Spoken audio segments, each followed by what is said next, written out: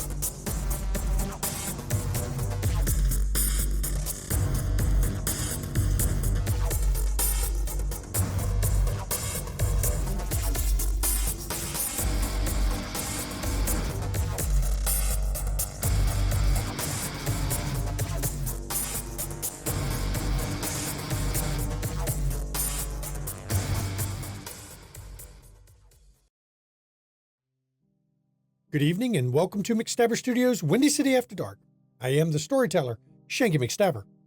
And I'm Rylyn Dare, also known as Mama McStabber in Twitch chat, and I'll be playing Jacqueline Barond of Clan Venture. Hi, I'm Mischievous Red, and I'll be playing Isabella Caputo of Clan Toreador. Good evening, I am the Ivy Raven, and I play Genevieve Schutz of Clan Gangrel. I'm Irin, and I'll be playing Roscoe Acres, Clan Tremere.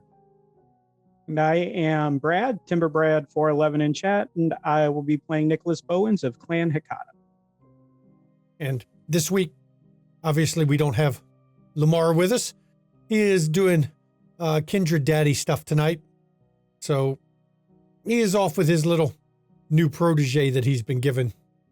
Or at least that's what is in the story. And in the story, when we were last with this group of Kindred, well, it was easy a night for you all. You finally found out the punishment that Jackson was going to levy against Victor. You got your announcements of what Jackson is wanting. You also managed to finagle a boon out of the prince, which is actually a pretty impressive thing to do. And at least one of you made a bad decision. And he knows who it is. And we're going to pick up a few days later from that event. We open up. Jenny, you're at your restaurant, and you had something you needed to do, didn't you? Yep, Genevieve is going to call Fiorenza Savona. And the phone rings just a few times before you hear, "Ah, Jenny, my girl, how are you tonight?" I'm doing excellent, Fiorenza. How are you doing? "Oh, I am well, as I always am." That's good to hear. Good to hear. I have some. I had some information I wanted to pass along. You'd asked me a question, and I got the answer, so I wanted to make sure I got that back to you expeditiously. Very good. What information do you have?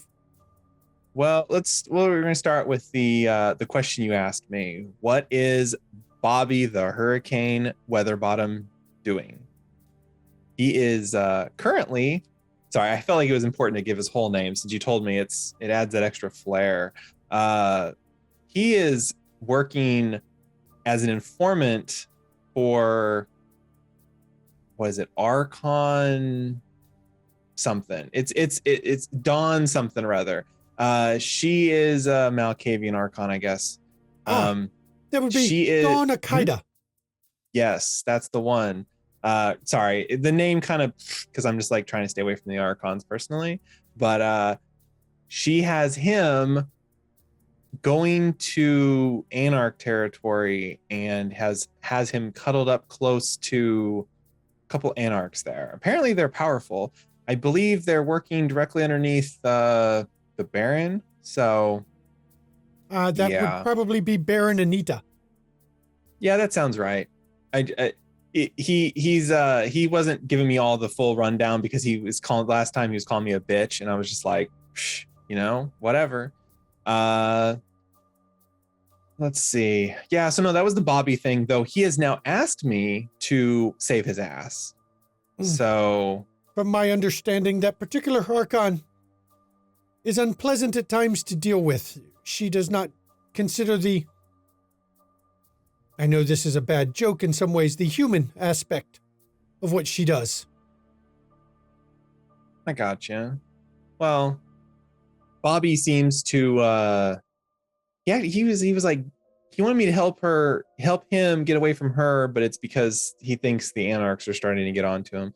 I don't know. I told him I'd help him mostly because he owes me a life boon at this point, and I felt like it was more fun to help him out. So you have gotten a life boon out of this, Bobby. Well done, Genevieve, my girl. Well done. Thanks. Thank you, Fiorenza. I'll be honest with you. I was trying to be nice to him, and he basically threw himself at my feet because he kind of sucks. Well, that may be the case, but getting hold of a life boon is always an important thing. They are quite handy at times. Yeah. I'm going to have to rearrange his living situation, and just as a general question, I'm just putting feelers out there to different people. Would you be opposed to him moving to Mexico? Well, my understanding of his skills, I could certainly find a use for him, though I cannot say I would place him very highly in my court. Oh, no, I wouldn't. No. I would trust him with like reprogramming the microwaves with the time when the time changes. That's about it. I believe I'm Evan had once made a joke about he knew how to reset a VCR. Oh no. Yeah, no, sorry. He since he lost his old job, I don't put a whole lot of faith in his IT skills. He does have skills and talents, mostly groveling and pissing off people he shouldn't piss off, but that's besides the point. I would find a use for him solely because his knowledge of certain affairs in the city would be quite useful to me, as I convinced him to share them. Yeah, that's kind of where I was thinking. Speaking of affairs in the city, I have some juicy information. Milwaukee is now off limits. Apparently, something went down there that has made it a holy site or something. It's a shit show. Very interesting. Yeah. I know some more stuff about Milwaukee, I think, but I have to verify that. But I'll have to talk to you about that later. But what was the other thing I was going to say? What was the other thing? Sorry, pots are boiling. The whole shooting match. It was something specific to the prince. Dang it! Why can I not remember now? Right. Good news for everyone involved. The prince's reign here is now legitimate. I helped kill Alphonse Capone. So that cockroach is finally dead. Yep. He's dead, and we all got paid for it, basically. But no one knows that it happened. I'm not even supposed to tell you, technically, but Well, one of my informants had told me he was still around and kicking. I just did not know where. Yeah, no, we found him in a skyscraper. He was holed up there for the night, or he was going to hold up there for the day. Though actually, now that I think about it, that skyscraper is also, I'm pretty sure, is the building we were told at the last Elysia we're not supposed to go there anymore. It's also like off limits for feeding near there and stuff. I'm not sure why, considering we cleared out the Capone problem. That one I know. I have Oh. already been informed the madam has returned to Chicago. She was in D.C. and has relocated. The madam? Yes. Even I have never been able to find a name other than that. And I have Well, looked. With a name like that, I'll probably avoid her. Though I'm... She is dangerous, but can be useful. The problem is she is hard to bargain with. Well, yeah. I'm just not in the mood to strike in bargains right now. Kind of like winning and striking a bargain feels like a loss in my opinion, so... Well, since you were so helpful to me, I have a bit of info that you may find useful, or you may not. It does involve Milwaukee. Okay. It seems my people have told me that Prince Decker suddenly has an influx of cash he did not have. He has become very solvent all of a sudden. Interesting. Someone has dedicated significant resources to him, though I have not been able to track who. Huh. I'll have to look into it or try to. I've got some ideas of potential people of who it could be, considering the last time there was money flowing to somebody, so... Yes, I do not know the purpose of it, but he was never one who needed money with what he did. But suddenly he is flush with it. Well, yeah.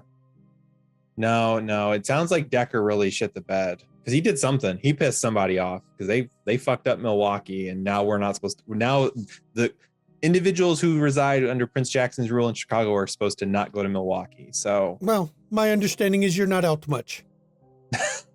I have been there a few times, and it was not a pleasant place. yeah, no, it was the only thing I got from my trip to Milwaukee was a fucking werewolf head. Well, those are always handy to have. I have avoided them most of the time, other than one or two small minor business arrangements. Yeah. I don't know. Sorry, I apologize for my brain wandering. I'm working on the different elements of things, and I'm trying to the hotel resort is going to be done soon, quote unquote. As long as I don't throw any contractors off the roof. So well, so I found sometimes when you do that, it hurts the business, but other times it makes the rest work faster. It is a judgment call. I know.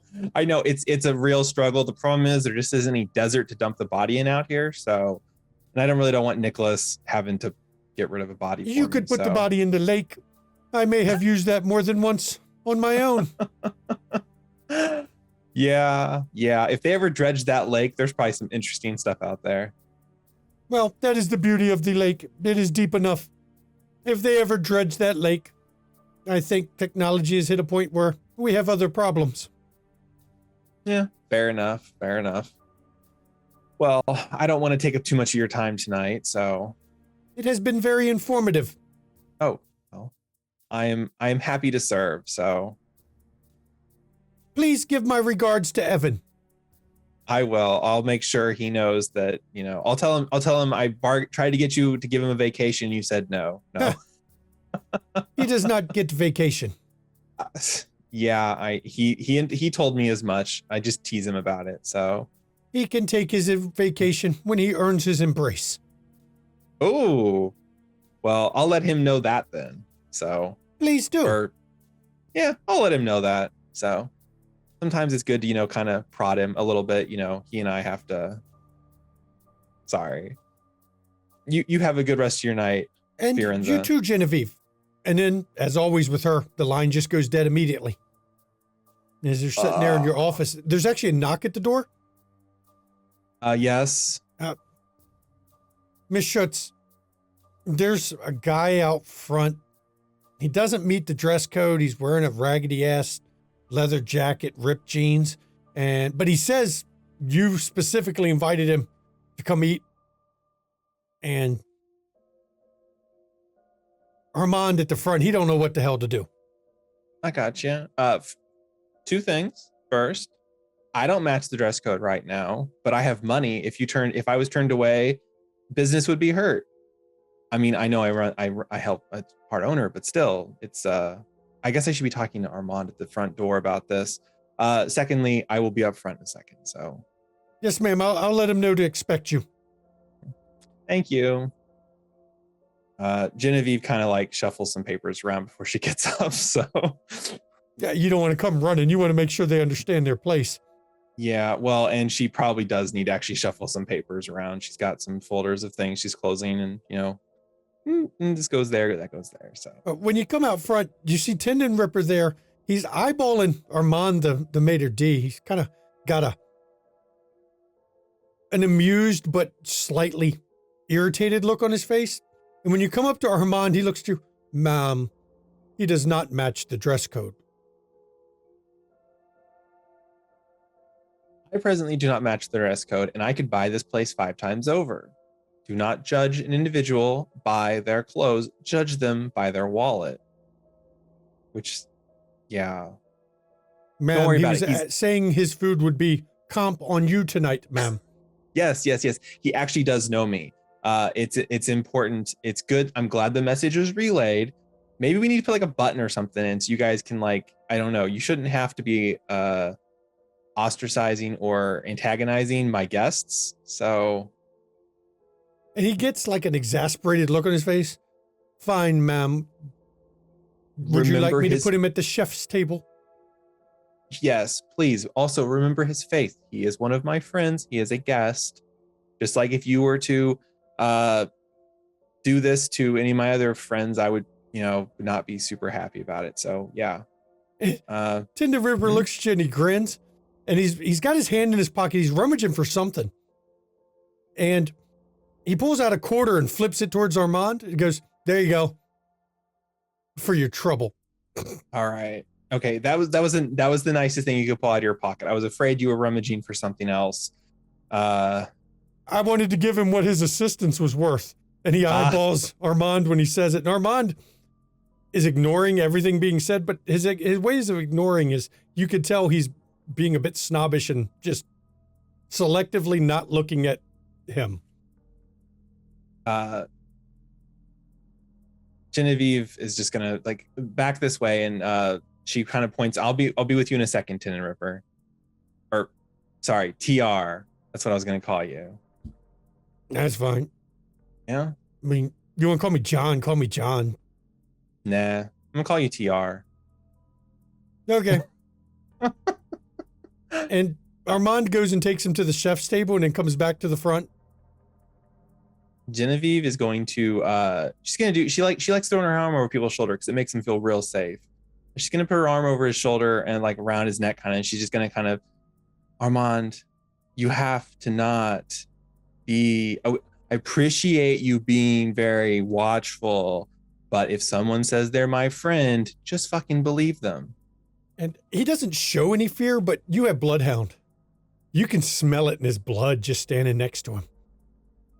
If you're really concerned, just call for me and I will come and confirm. Worst case scenario, they pay. Yes, ma'am. Thank you. And then she's going to remove her arm and she's going to go off to meet with TR. And he's sitting in the back looking over the menu. And when you come up, this is a fancy place. I didn't expect it to be all this. This is nice. Yeah, they don't let me in this kind of place. Yeah, well, when you know the owner, you get some special you get special privileges. Well, I was in the neighborhood and figured, I was hungry. I told you, stop in, get fed. And you know what? Whatever you want on the menu, I don't care what it is, how much you think it costs, or not good enough for you, just order it. I don't care. Get what you want, man. I'll find something. If you want to set, we can talk. If you want to just hang out a few minutes. I'm not doing anything. I just was meeting with the pack and we just, got done our business. And since I'm not patrol tonight, I get to go hang here. Do you drink? I mean, do I breathe? Okay, well, what's your poison then? Jack Daniel straight. I will see if we have that. And so she's gonna go back and like grab the bottle of Jack or two. Oh, yeah. So There's a number of fifths on the bar. Plus, you got some in the storeroom to replace them because you don't want to ever run out of liquor. she's just gonna grab two. She's gonna bring them to the table. So see, that's good. I like that. I'll just drink from this bottle here. perfect. It's it's easy cleanup, and you can take it with you. Booze for the road. He So leans in. You'd be amazed how much it takes one of us we have to drink to really get fully drunk. It takes some work. It's not easy. Metabolism's too high is what somebody told me once.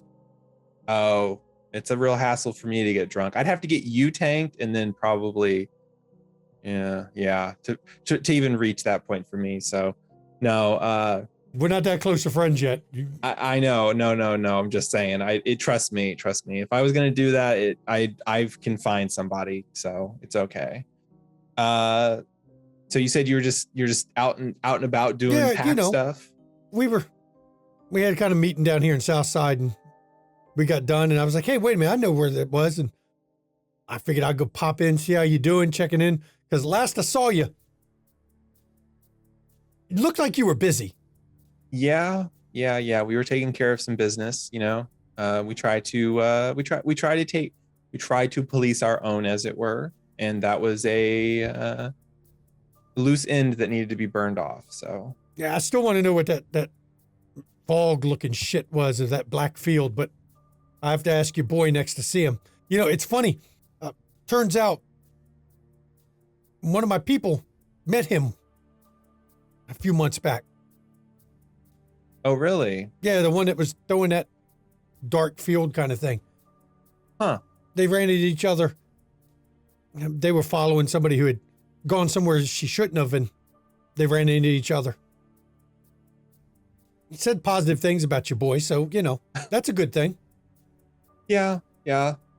Lamar, he comes across as he has that tough guy affect, but he's pretty cool. So He was friendly. And, we make notes of when you're kind of friendly. It's just, it's a thing. We don't get a lot of that friendly when they realize what we are. Sometimes when we realize what you are, it doesn't go very friendly, but he was friendly. Made a note of that. Well, like I said, we do appreciate it when we are not maimed on site. So No, we appreciate it when you all just don't start trying to, attack us and throw silver around. It's kind of a mutual thing, I guess. yeah, mutual respect and potentially even admiration for what one does and what the other one does. So, sorry, not to be too forward, but what are you guys doing down in Southside? You got any business cracking? Not really this week. We kind of pulled we got a gang. We got to do our gang operations, but what we were doing Southside, we pulled out a while ago because we thought it was just too hot, wasn't worth doing. So we kind of shifted our ship more to the east side. I gotcha. So what is your gang like? Are you guys drug dealers or something? No, we don't do anything like that. We got a little bit of protection racket going, mainly we're there just to keep an eye on our own people. And we had our family members move to a nicer location. I gotcha. I heard something crazy happened in Milwaukee. Are you guys tied up in that? How the hell did you hear about that already?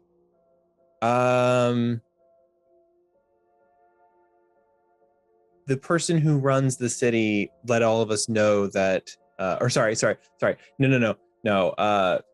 I was given special information because I am a big time. No, look, you guys have your ways of getting information. I have my ways of getting information. Well, we're not getting involved in it because we had that talk about, well, you're supposed to do this, you're supposed to do that. And we don't really like the you're supposed to do it because we've always done it thing. And we're not really, we're not a war focused pack in a lot of ways. We're more of we protecting our own and holding, what we find important. But there's quite a few warmongers in the area that have decided to relocate themselves to Milwaukee. It seems someone stirred up a nice war spirit. Got a war totem going up there, and that gets all the hotheads. They're gonna go and fight what is the saying? Young, dumb, and full of cum.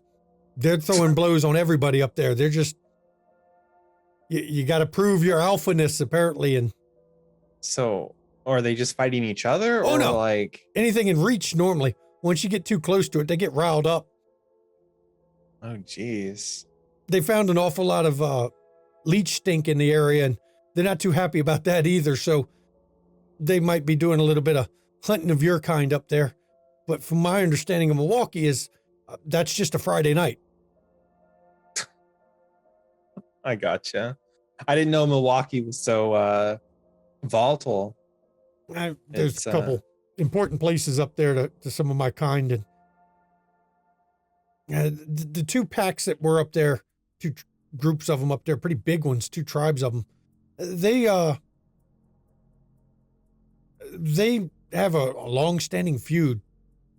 Each of them blames the other for some sort of past, well, we've always been at war with Eurasia. Yeah, I've read some books back in the day. One or two, maybe. So they've been duking it out for years, and then this happens, and now there's a whole bunch of new ones, and they're trying to decide whether they put their hostility aside, deal with, a whole bunch of sudden, hotheads in there or not, and we don't want to get involved in all that shit. That seems very wise on your guys' part. So We're the survivor group. Some days I'm convinced we're the only sane ones left. But you know what they say about sanity. it's what you make of it. It's I don't perspective. know. Come on. Oh, I was close. I was kind of close. No, sorry. I'm not much of a philosopher myself. It's all cash and girls, I guess. Yeah. Sometimes fast cars, but Chicago's not so good for fast cars. I'll be real with you. So. Well, if you go out, there's a couple places outside the city, I can tell you, that you get a nice long straightaway, and you can run some cars. I've never done it because I'm not big on the cars either, but I know some people. Yeah, I don't know. It might have to have you show me one of those sometime. I don't know. We'll see. If I decide I want to buy a really fast car, I'll let you know.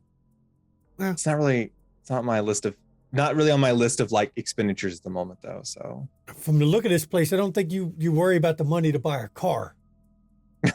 I mean, I'm just going by the looks. If this is, you giving away meals in this place and the look of this place.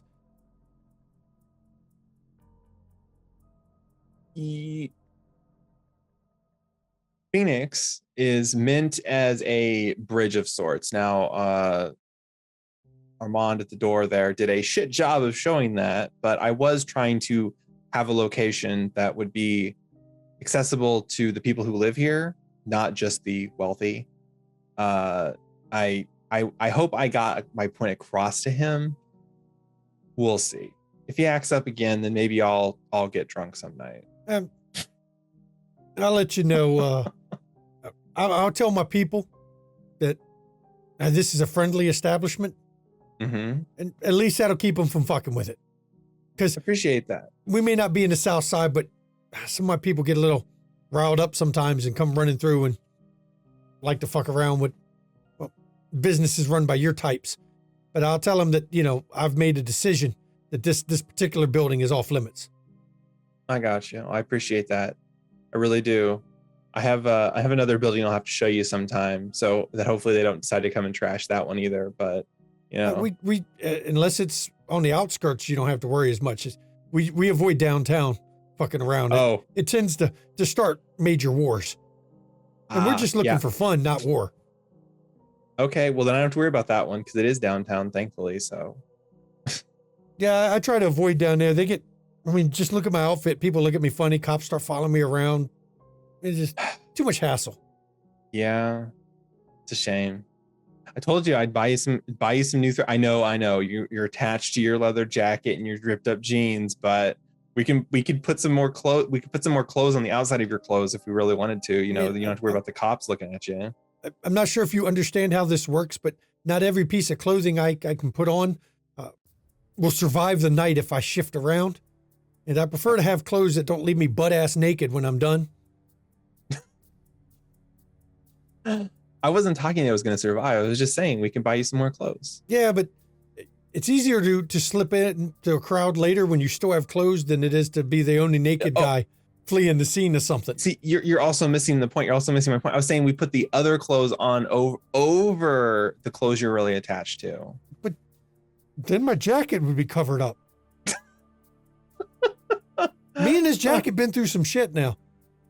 Yeah, you and that jacket have survived a lot, and you know, I know I got that vibe. So, you know, I don't take a lot of things seriously, but I do take my outfit seriously. That's fine. I was just offering suggestions or possibilities. So, yeah. Genevieve motions for somebody to come over so they can actually order, so TR can get his food. He orders like the biggest, actually 2 of the biggest steaks he can get his hands on. Rare. Oh, yeah, to be expected.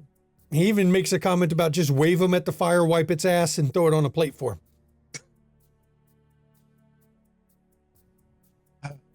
Yeah. You know, I maybe owe Armand an apology, TR. You're you are bringing down the property value. I mean, you know, I have that effect, it seems, but it's okay. Because a lot of people tell me they like my my roguish charm. Ah. And he gets a slight grin, but it's one of those grins that he knows he's peddling bullshit. I was gonna say, is this one of those things like a face only mother could love? No, my mother didn't really like my face. Oh no! Yeah, you know it happens. She said I reminded her of my father. Oh, okay. I was gonna say, you poor man animal, but never mind. Yeah. You know, some of us can't be housebroken, and I've just come to realize in life that I'm one of them. Yeah. Yeah, I guess I haven't gotten to that point yet. I'm thankfully able to stay in one place. So yeah. And you all continue to chat for a bit. Do you watch him eat his 2 big bloody steaks? Yeah, Genevieve watches him eat. She's she can't enjoy eating, so she actually has to watch others eat. So this is actually front row seating without looking like a total creeper. And he offers you a bite more than once, but oh no, she's like, no, thank you, it's okay. And you notice he actually does have some manners with the way he's eating. He's actually using a knife and a fork. And he didn't put ketchup on the steak, which is, you know, always a plus. Some people really don't know how to have a steak without their ketchup. And as yes, you got something you got to say? No, I was just gonna say, if someone orders a steak, the rule at Phoenix, the ketchup bottle disappears. And so does the A1. Don't do that to the steak at that place. And as you finish up your night, we're actually going to cut over to Roscoe, because you have been summoned before your regent. From a laid-back, relaxing scene to something equally laid back, I'm sure. I kind of doubt that. Let's see what happens. And so you've been called before Abraham at the Chantry. When you arrive, of course, as soon as you get to the door, the doorman immediately, he's in his office, sir. Just go and knock. You're expected. Okay, thank you. And I go in, and I look around as I'm going in just to see if I see Portia hanging out in one of the hallways. And nobody is hanging out in the main entry area. Not a single person. Okay, unusual. As you get to the door, it's of course closed. I knock on it. When you knock on it, you hear his cane hit the desk. Enter, please. So I go in. When you go in, Abraham is sitting behind his desk as always. And leaning against the bookcase behind him is Victor, with his arms crossed.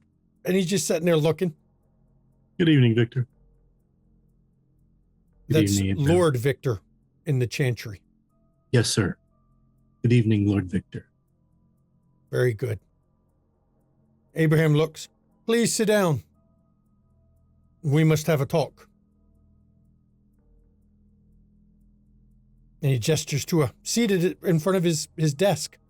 Okay, I'll go sit down. You have been summoned. Victor's not saying anything. He's just sitting there with his arms crossed watching. And Abraham, you have been summoned before me to discuss the matter of Sun Chi. What information do you have on her whereabouts? Regent, I am glad to be of assistance to you.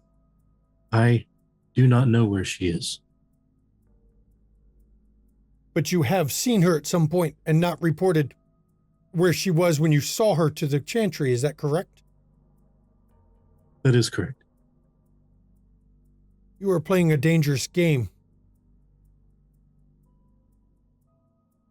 I know who your sire is, but she can't protect you from this. You know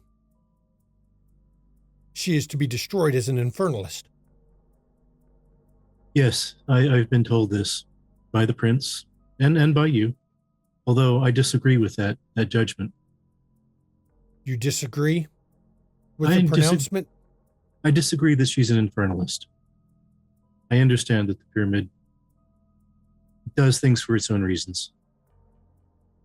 This came down from Karl Schreck himself. And you disagree with his statement.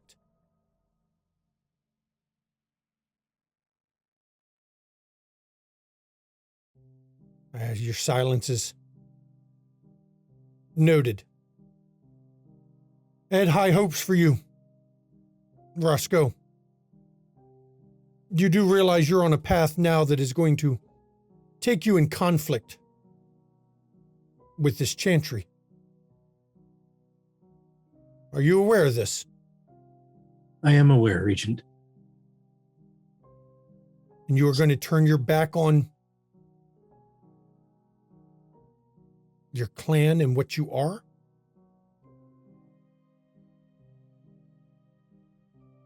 That's not entirely decided. I would certainly hope not. But the events as they are unfolding are deeply troubling to me. I have spoken with Lord Victor on this matter, actually at length. And we have come to the conclusion you have a choice to make here and now. You will support us and help us find Sun Chi, help us locate her. The alternative to that is not pleasant.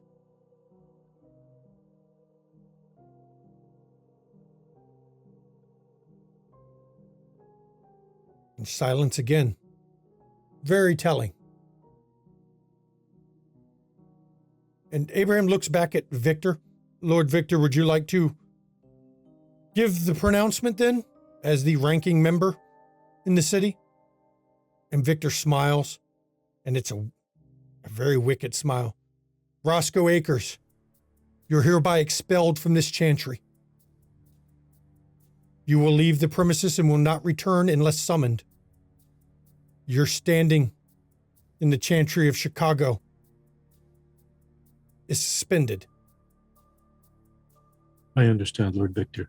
It will be reviewed by the Council of Pontifex and by Karl Schreck himself, and whether you have a chance to atone and return will be decided by them.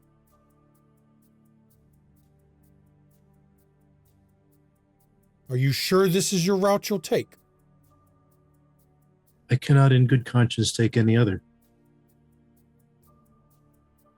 So be it. You are banished from here. Leave now. And with that, I say good evening, Lord Victor, and good evening, Regent. And I leave. And as you turn and leave, there's nobody in the halls to watch you go. They have cleared out most of the people. And the only one is the doorman who opens the door, and he doesn't say a word to you as you're going to exit, almost as if they knew what your response was going to be. And he closes the door behind you, and you hear him lock it. Leaving Roscoe to stand there outside the Chantry. What do you do? Well, that went a lot better than I actually expected it to. I am relieved, actually. And Roscoe feels like a huge weight's been lifted off his shoulders. That's rather valid for you. You know, they have resolved you of your choice. Mm-hmm. And as you get back in your car to head back, Samantha has already left your place. You going to text anyone through your sat phone, anything, or are you just going to go back to your shop? What time of night is it? Midnight, 1 a.m. Early for a kindred. Oh, I will. Actually, I will text the Coterie just to say, "Hey guys, guess what? Been banished from the Chantry." Good you put the from the chantry part. That would have been an interesting text otherwise. Well, I would have sent "been banished," pause, and then a follow-up text with ... from the Chantry. Ah. I will let the Coterie, if they have any text responses back, they're free to do it.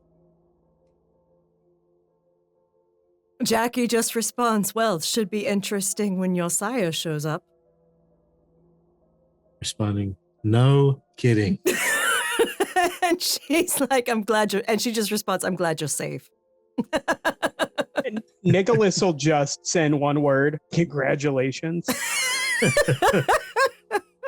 Isabella sends a gif of like one of those like party favor things that like you blow and it sticks out and it comes back in. It's like a gif with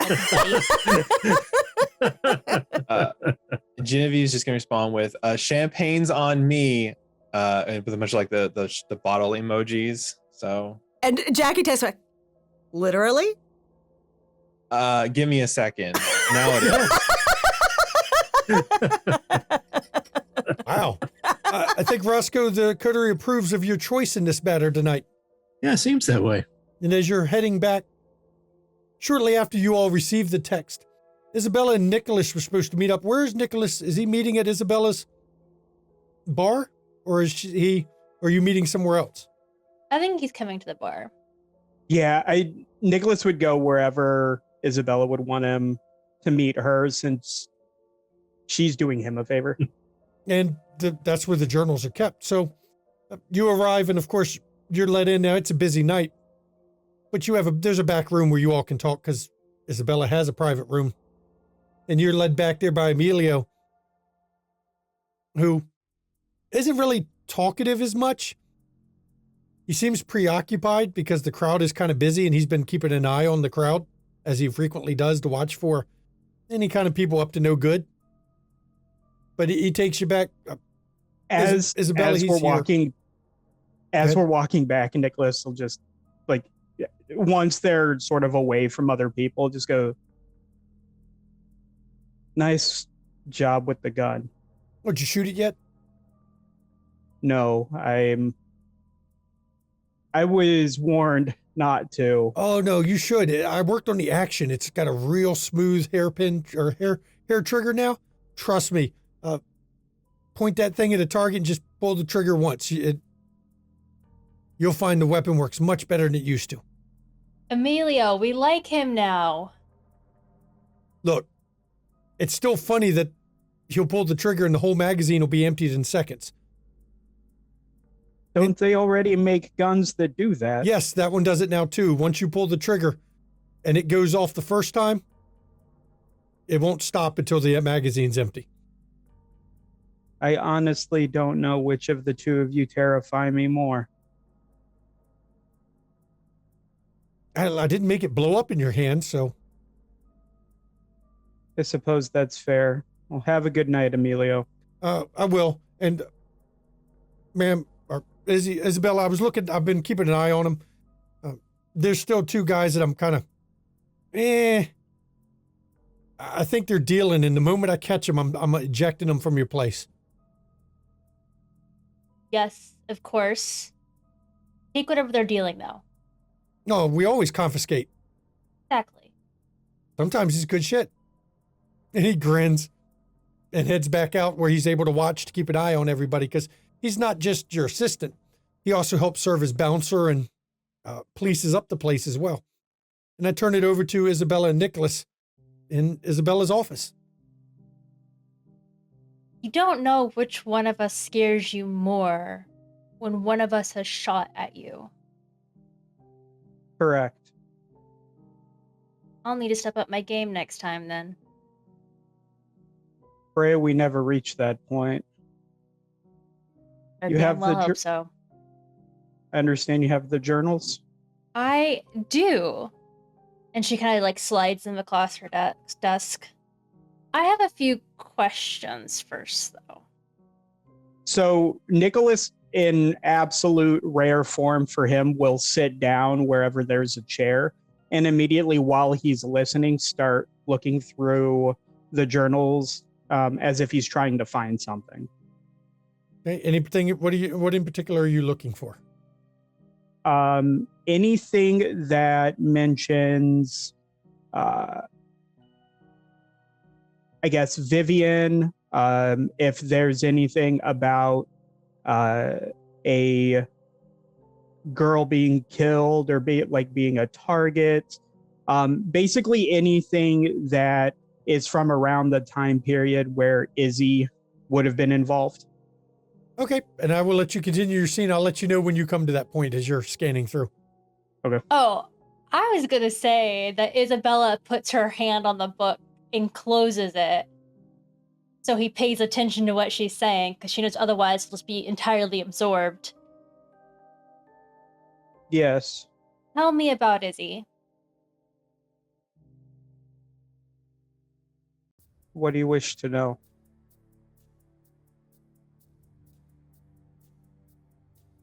Why don't we start how she died?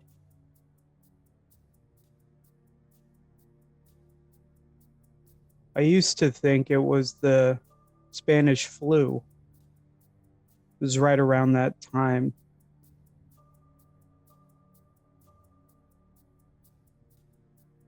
After our discussions about New York City, I find that might not be the case, which is why I'm hoping these journals have clues.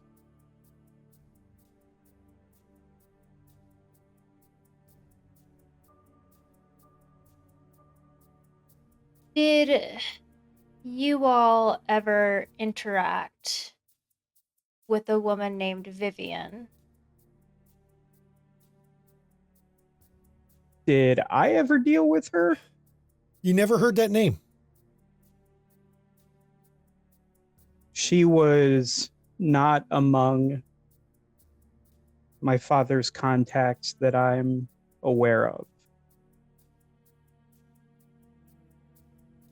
I have reason to believe that she was.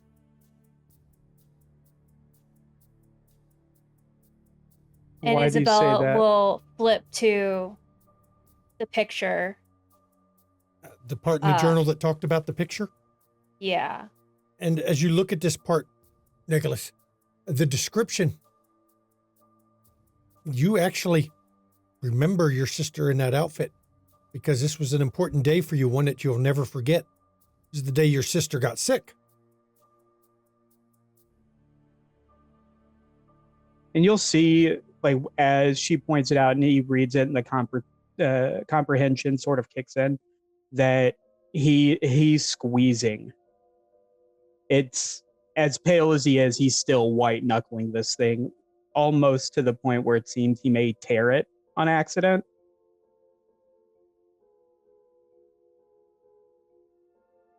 Since getting these journals, I've been thinking about the past a lot recently, trying to recall how I would be connected to this somehow. And I actually remember Jackie, of all people, saying something to me long time ago about how my sire visited someone in States who looked just like me. My sister. who she was hoping to make her protege. And Nicholas will, at that point, do you remember someone named Vivian, Izzy? Trying to see if she'll respond to him. And her voice actually speaks. No, I never heard that name. But I can read that journal as well. And I do remember that woman touching me. I got sick right after. It was the day my memory clouded after Father was meeting with somebody that I don't remember who.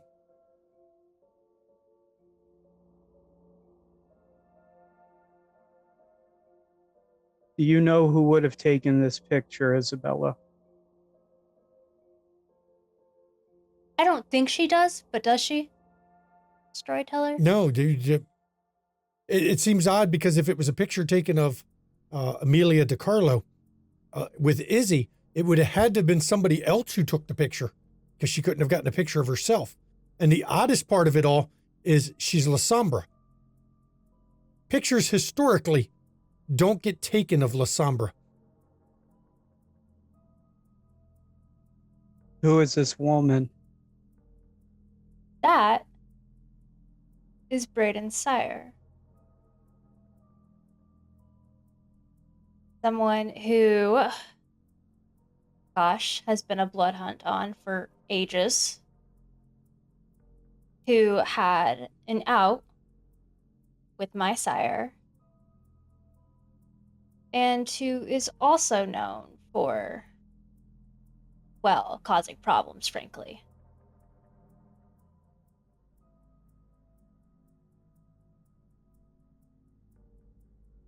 I feel there may be another problem coming.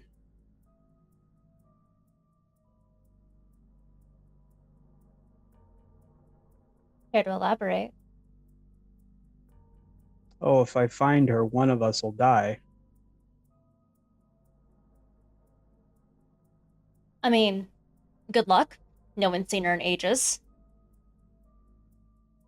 She's managed to elude capture for, gosh, over 100 years now.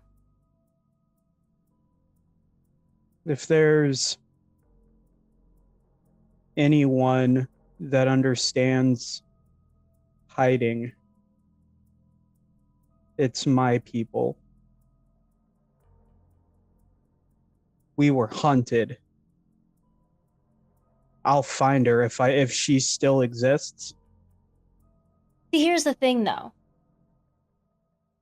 If you were wanted by your people, imagine your sister may have been too.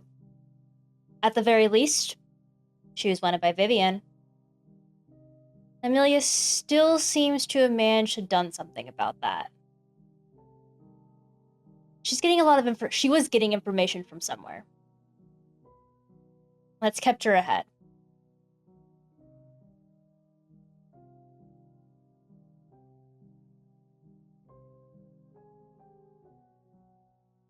If she's responsible for my sister's death, I've got time. I'll find her.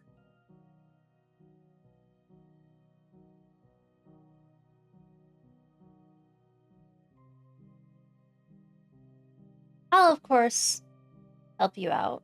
I'm intrigued by this. I do want to know what was so special about Izzy in Vivian's eyes. As soon as she says the phrase, "What's so special about Izzy?" he throws the book. And then immediately it's like he realizes that he just let something out he didn't want to let out, and then immediately just puts his hands back in his lap and then just sits there. and is more so just kind of staring at anything but Isabella right now. You know I damn well think that there's something special about every woman, Nicholas. That's not what I mean. Vivian cared for her enough to find another protege that looked just like her. And Nicholas at that point looks Isabella straight in the eyes. You're Italian. You understand family. Do you understand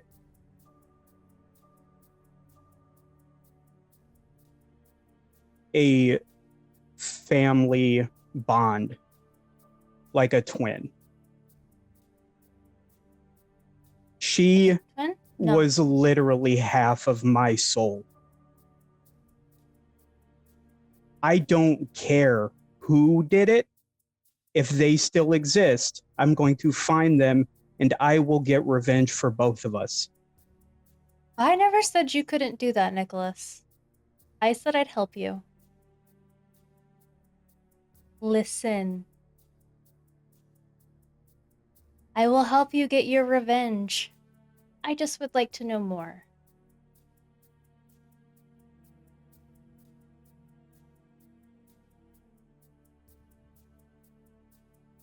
You know, I watched her die. It was so fast. I'm sorry. And this, I've seen her, you know, through the years multiple times before Embrace. And obviously since then I've seen her more. When I saw you, I thought I had seen a ghost. And I mean, like she was back.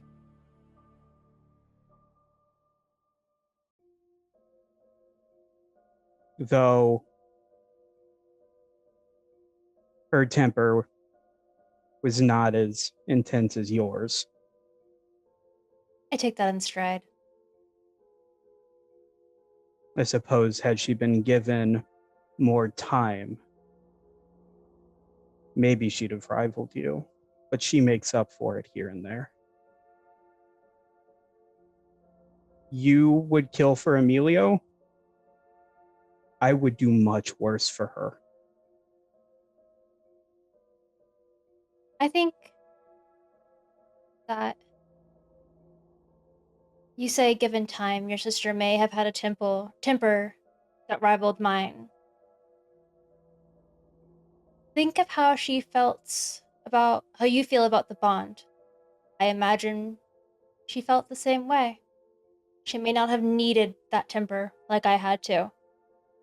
Acknowledge her strength. And you hear a voice whisper, she's right.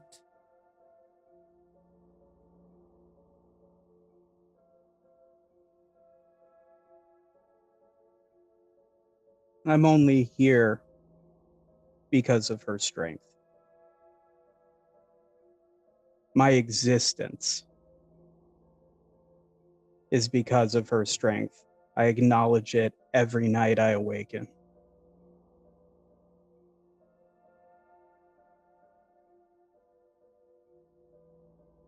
Someone will pay for this. Just remember to ask at the end of the day if that revenge is what she wants. If she wants you to do that for her sake. Take it from me. Revenge is a tough pill to swallow sometimes, and it can be all-consuming.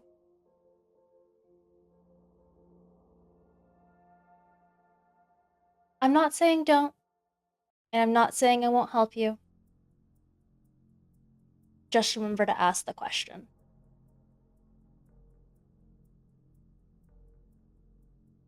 I'll And she take it hands him the under journals. advisement. And he'll take the journals and he just sits with them in his lap, just sort of like mulling over the conversation. Sort of just trying to get mentally and emotionally back towards center before he gets up and leaves. As you go and leave and you step out of the building, a man in a tuxedo steps in front of you. Very old man. Extremely old. Gray hair old? Stark white old. I have been sent to tell you. The madam says you can come when you are ready. Bring with you the twin reforged inside that building. And any of your companions that wish to speak with her. The invitation is now open. And then he just turns and walks off. Interesting. Yeah, at this point, Nicholas will send a group chat or a group text, I guess. Invitation's been received for the madam.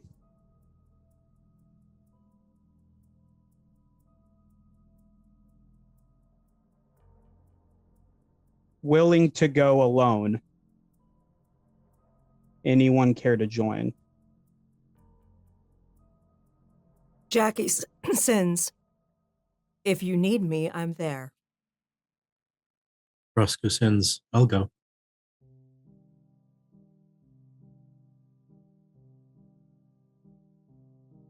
And Genevieve then he'll... sees all- No, go ahead. No, Genevieve sees all the positive, and she just responds with, "Are you fucking for real?"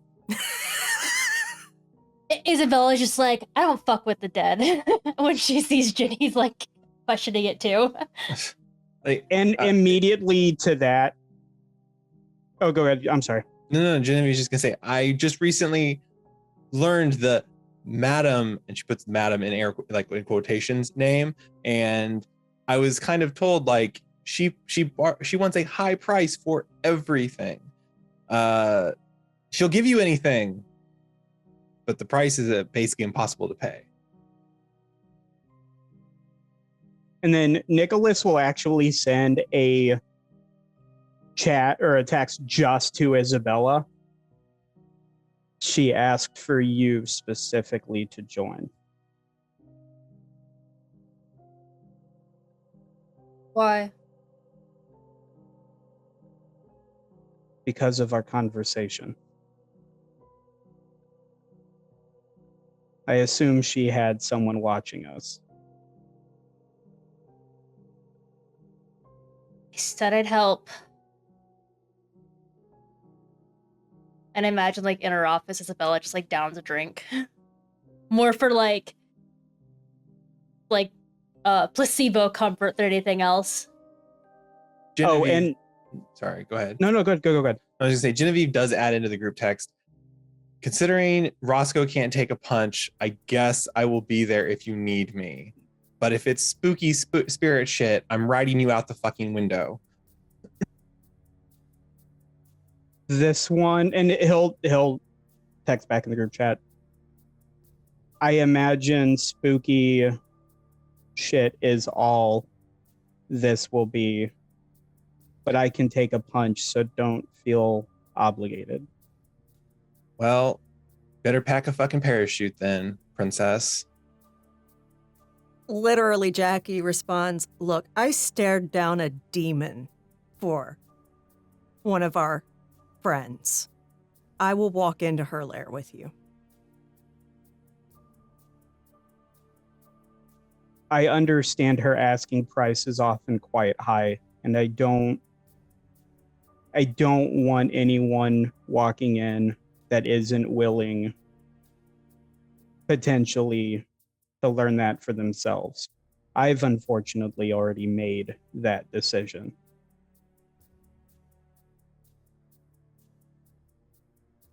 This is your chance to not go. I'm just extending the invitation that was extended to me. Isabella texts back. It's like, wait, isn't she notorious for not letting people see her who she doesn't want to see?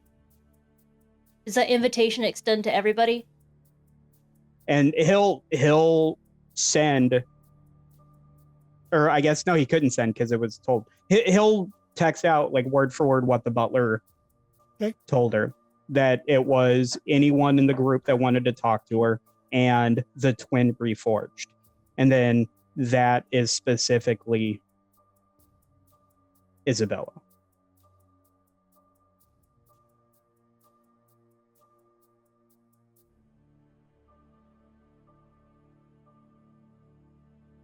I'm just imagining at this point in the group text, it's a bunch of like the 3 dots pop up, disappear, 3 dots pop up, because it's everyone's just like. Jackie actually sends a private message to Isabella. You know I'm not going to let you walk in there alone. I mean, it's what Nicholas is there for.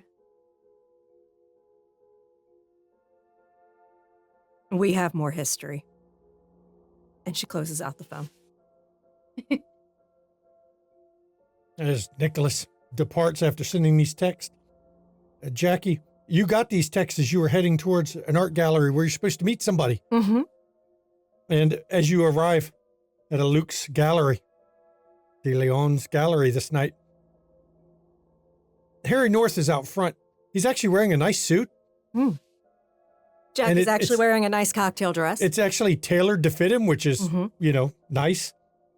And as you walk up to him, I suppose we're going to call this a date, right, Mr. Hunt? If that's what you would like to call it, Mr. North. I mean, I'm not used to my dates asking me out for go to an art gallery, but... I'm actually here to offer my sympathies, I guess it were. I heard that the proprietor recently lost someone he was close to. Oh. Don't know nothing about this guy. I came here. I mean, I know the name. I know who owns it, but that's as far as I know. He came here after I was on business. Oh, he is Alexa's boyfriend. She has a boyfriend? Yes. Really? Yes. Oh, damn, wonders never cease. Well, I guess let's go inside and check out this art. And he sticks his arm out. She takes it, and he is a complete snake. Well, look, my sources at least gave me the rundown on him. I just don't know much about him. But let's go see this art thing. Let's enjoy the evening. And as you go inside, it's a gallery, so it's not a It's not a museum. It's a gallery. Not a museum. It's a gallery. There's most of them don't have price tags because that's the rule of if you have to ask the price, you can't afford it anyway. Mm-hmm. And as you're walking through it, you see no sign of a Luke at all. He's got several managers walking around. You can tell by their outfits, but no Luke. And Harry looks around and he's looking at some of the art and he's commenting on some of them. And while his taste is, I'm going to say, a little more lowbrow than yours, he still knows what decent painting is. Mm-hmm. He says, that one, not my style. Well painted, though. I'll give him credit for it. Nice blend of the colors. Wouldn't work in any of my decor. I mean, I hate to admit it, but my decor has got a lot of velvet kind of tone in and nudes and, given my line of work, there's a certain expectation of what you see when you come to visit with me. Yes, I understand. I will say our little arrangement's been working well so far. Oh, excellent. I'm glad to hear it.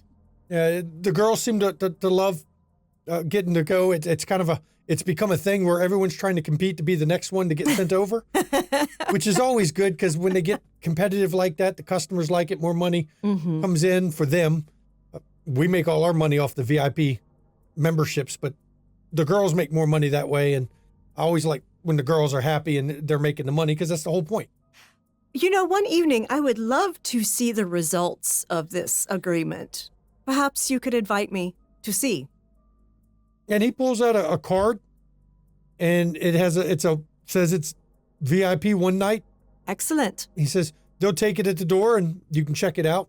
I mean, you're part owner and all technically, but still can't give you a freebie for long term. But you can come in one night. Just show see, that to any of the doormen. If you go to the one inside the loop, that's the one I'm normally at. I've got 2 others. They're spread out a little bit further. One near the airport. You'd be amazed how much business that one pulls off. Oh, yes. And then I've got another that's kind of on the north part of the city. That one, see, I got, and he leans it closer just to piss off Annabelle. She doesn't consider that real art. So I figured I would. You would be surprised. Yeah, she kind of didn't want to give it to me, but I knew some people that. Because PO'd isn't that and- what her little boy toy does? Yeah, but she still looks down on it. Hypocritical. That's the nature of that game. It's just a good thing that some people owed me favors that she owed a favor to. So I called my favor. They called it in with her, and she had to let me put that building in there. I don't think she's forgiven me, but she's a stuck-up bitch anyway. And he grins at saying it. Oh, Mr. North, you and I are going to be grand friends. No, we've got business that I don't hold to the, let's just say I don't hold a lot of the prejudices you normally see from those of my lineage, as you might call it in your line. You will find that neither do I. Well, good. I mean, I'm liking this place. I don't see the aforementioned snake anywhere. No, I'm going to go speak to one of his managers. Okay, I'm going to go and check out this picture over here. I'll be fair, it's not a very good picture. And the picture he's looking at is actually one done by Reese. You recognize it as one that was, trashed. Mm-hmm. As he goes over and looks. And as your purchase manager, ma'am, can I help you with anything? Are you interested in buying one of our paintings? Actually, and she's going to mesmerize him. Okay. I would like to know when the last time you saw the proprietor was. Okay, now mesmerize is a rouse check, but no other roll is needed. So please do your rouse check. And you pass, so you did not get hungrier. Mm-hmm. I just saw him just over a week ago. That would put it before the Big O explosion. He has not been in since. Is there a way you normally get in touch with him? Well, we've got an answering service we call. If you'd like to talk to the proprietor, I can give you the number to the answering service if you wish. That'd be perfect, thank you. And she pulls out a business card that has a number on it. You can call this. This is where business inquiries can always go to that. Thank you. And what is your name? Oh, I'm Margaret. Margaret. It was a pleasure, darling. Actually, there is one I would like to buy, because she actually found one that was actually decent. Okay. And she will buy one. Okay.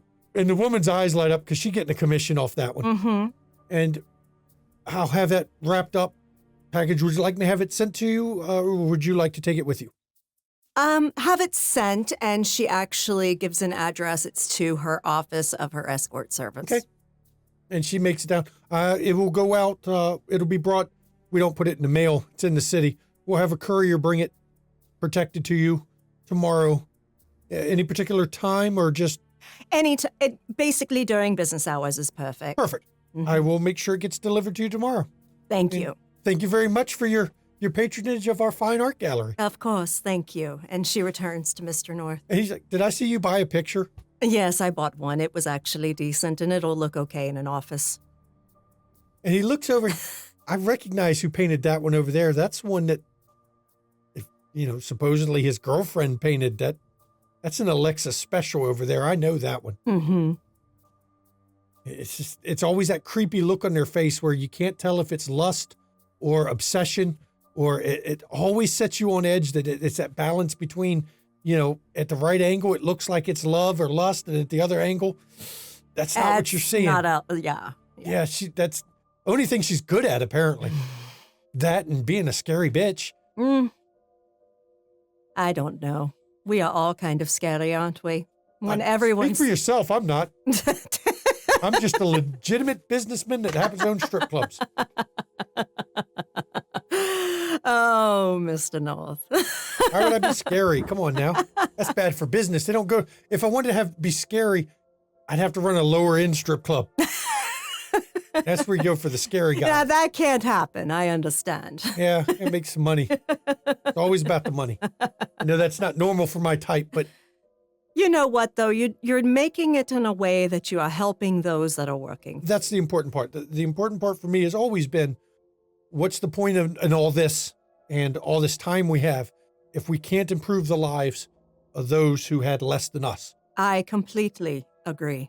And, you know, it's a job for the girls working for me. It's a job. And it's a job that if they do well enough, they won't have to work it. If they do well enough and take the investment advice, because one of the things we do give is we give investment advice and proper financial literacy training. I do the same. If they invest it right, then once they start hitting the age where, let's just say, to be fair, it's not exactly a good career choice, they can take the option to not do that anymore, and they're so great. They don't have I will tell you, if they hit the age where they can't really do that anymore, because I know, for lack of a better term, the shelf life in your work is a little bit less than my work. Oh, yes. If they are very passionate about performing, send them my way. Oh, I'll talk to them. If they are basically retirement age for your work, for your business, send them my way. Because if they are skilled and can, if they've been trained by my people, they'll know how to put on a good burlesque show. I'll keep an eye out for ones that I think could do that. Mm-hmm. I mean, a lot of times. And I tell you, I am very much aligned with you. I help those. A lot of the staff I have were victims, and I gave them somewhere safe. And that's important. yes, and honestly, I protect them. I not only provide ample salary, I also provide bonuses, I provide benefits, I provide education. They get what they need to be well. One of the hardest things I found with my business and with my line of work on that all was people had a certain expectation for the VIP of what they were allowed to get away with my girls. Yes. And that's not the kind of place I run. And it took a bit of strong arming to convince it's worth paying the VIP, but don't think it gives you liberties. You don't own them. That's correct. I don't care how much you're paying to get into place. You're paying for the prestige of knowing you're in the place. And to be fair, most of the people who come to mine bring business partners. And it's about the prestige of, I've got enough money to bring you in here. The girls are there just as part of the dressing of the place. As entertainment. Right. And to show the extravagance. Mm-hmm. Top quality, everything. Right. But I don't give you any rights. That's a surefire way to, the first time we catch you, you get a warning. Second time we break your hand. Mr. North, you and I are going to get along famously. Well, I mean, we're going on a date. I hope so. And he grins. Is there any reason you were looking for this snake? Yes. We have been kind of doing a little low-key war for a time, and I just wanted to, offer my condolences on his loss. I'm willing to do a favor if you'll owe me one in return. What's that? I can ask somebody who might know. I'll take that deal. He pulls out his phone. You don't know what number he dials, but, hey, D, you seen a Luke lately? No. Oh, now see, that's interesting. Thanks. Owe you one. He hangs up the phone. Nobody's seen him. And, just over a week. And when I say no one, I mean no one has seen him just over a week. Might just say, I've got a friend that knows that stuff. You know him too. Mm-hmm. There's only one D in this city. Yes. I used to work for him when I was here last. Oh. You know what that means. Yes, I do. I'm not doing that now. That's not my official positions anymore. I turned my back on it. I didn't like the politics. But he still owes me and I owe him, and we go back and forth. But if he hasn't been seen in over a week, D is concerned. That's not normal. No, not for him. He's a very social creature.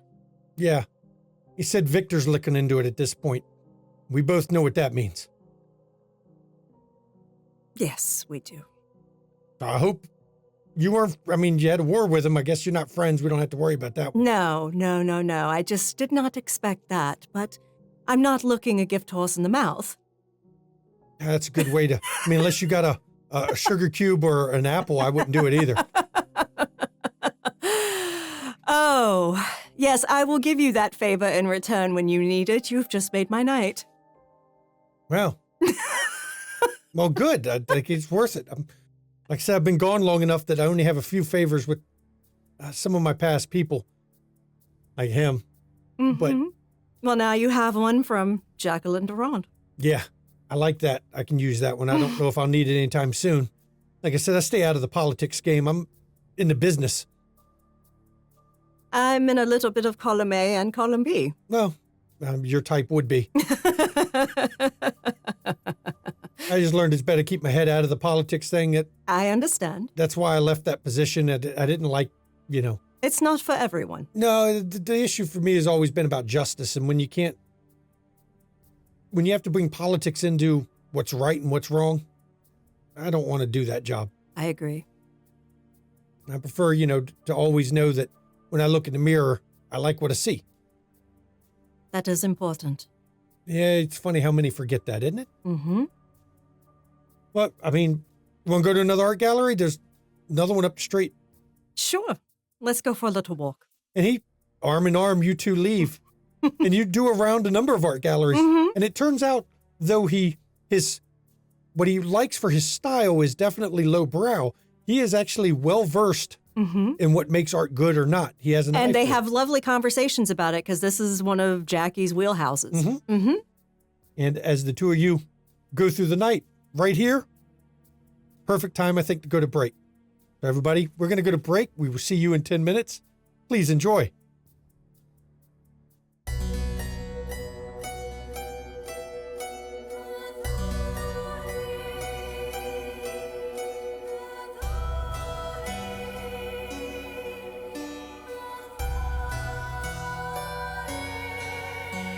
Allow me to introduce myself, though I fear you've heard my name, and that you've heard the story of Countess Bathory. History is told by the victors, heroic warriors, and mad kings. Will you hear my story from the lips of Bathory? They call me Blood-sucking demon, queen of hell, sadistic killer, a monster tale, bathing in the blood of virgins, beautiful, drinking the blood of virgins, youthful, the blood countess. Who is she really? Who is she really? Blood countess. Who is she really? Isabella Bathory.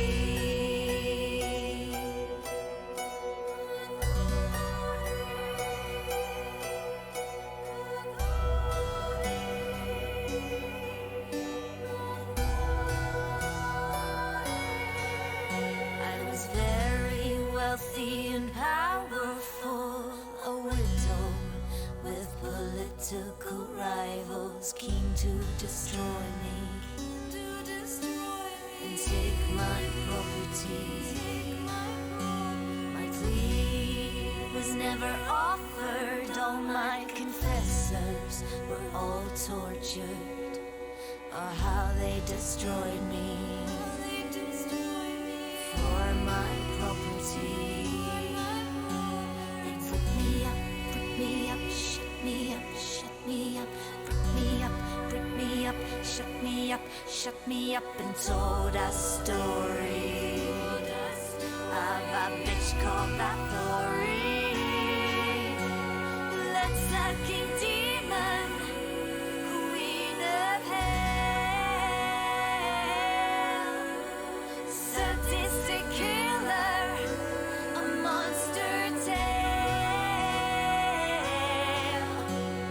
bathing in the blood of virgins, beautiful, drinking the blood of virgins, youthful, the blood countess.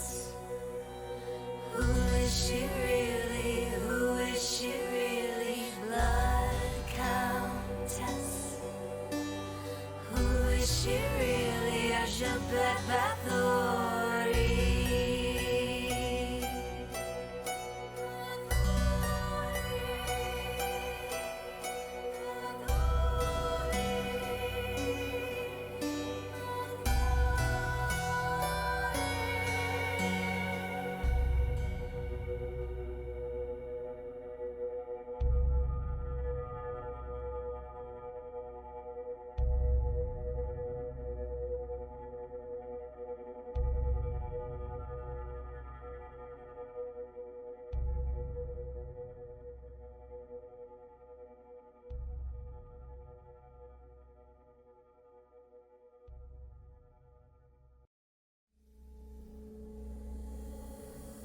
Splinters of my soul cut through your skin and burrow within, and burrow within. Splinters of my soul cut through your skin and burrow within, and burrow within.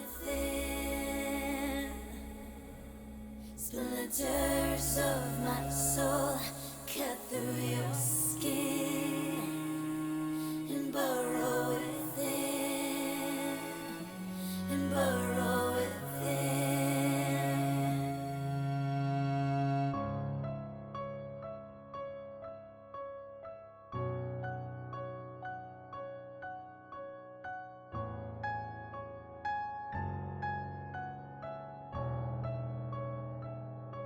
I've always been the hunter, nothing on my tail. But there was something in you I knew could make that change. To capture a predator, you can't remain the prey. You have to become an equal in every way. So look in the mirror and tell me, who do you see? Is it still you? Or is it me? Become the beast. We don't have to hide. Do I terrify you?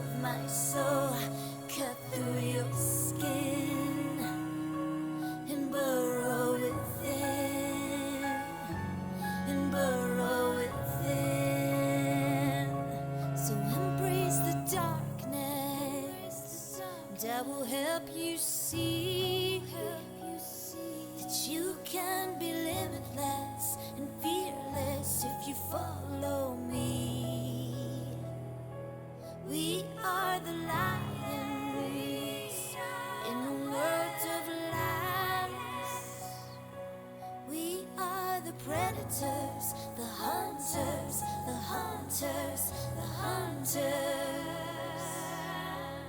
Become the beast. We don't have to hide. Do I terrify you? Do you feel alive? Do you feel the hunger? Does it howl inside? Does it terrify you? Or do you feel alive?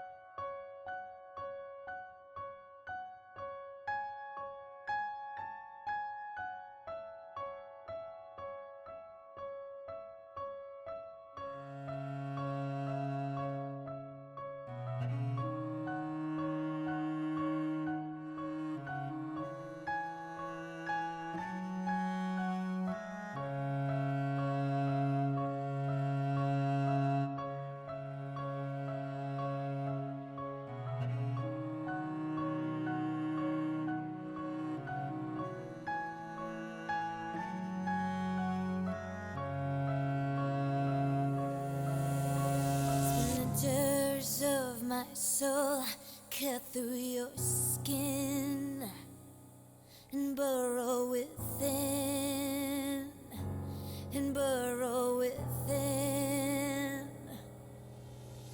Splinters of my soul cut through your skin and burrow within, and burrow within.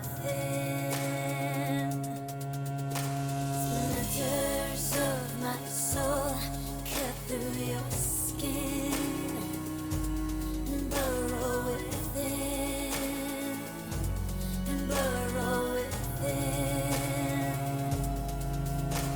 Splinters of my soul cut through your skin to burrow within. Do you burrow within? Do you feel the hunger?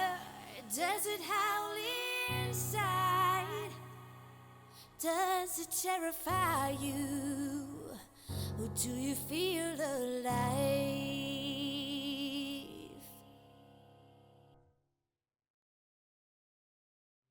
Welcome back.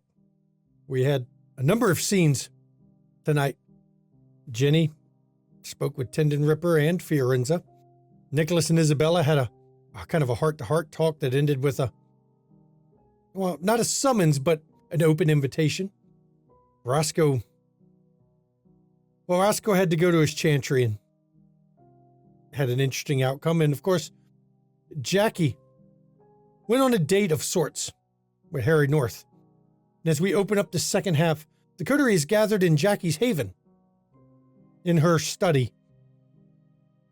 And as the Coterie has gotten together, I turn this over to the players. Welcome, everyone. Welcome. Thanks, Jackie. And actually, in the study, you see artwork lining one of the walls. Literally, it's like a giant gallery wall that is various portraits of her, a gentleman, a young man, and also a child. Well, it's been an eventful few nights, yes? Yes, it has. Indeed. I'd like to start with good news. Aluk was trapped in the Big O and was destroyed. Oh, what a shame. Oh no. The kill list got shorter and we didn't even have to do anything. I know. If Samantha survives all this, I might have to owe her a big favor. Well, she wasn't looking so great at first, but she made it through. It's maybe a reason to make sure we keep her alive. Quite the boon.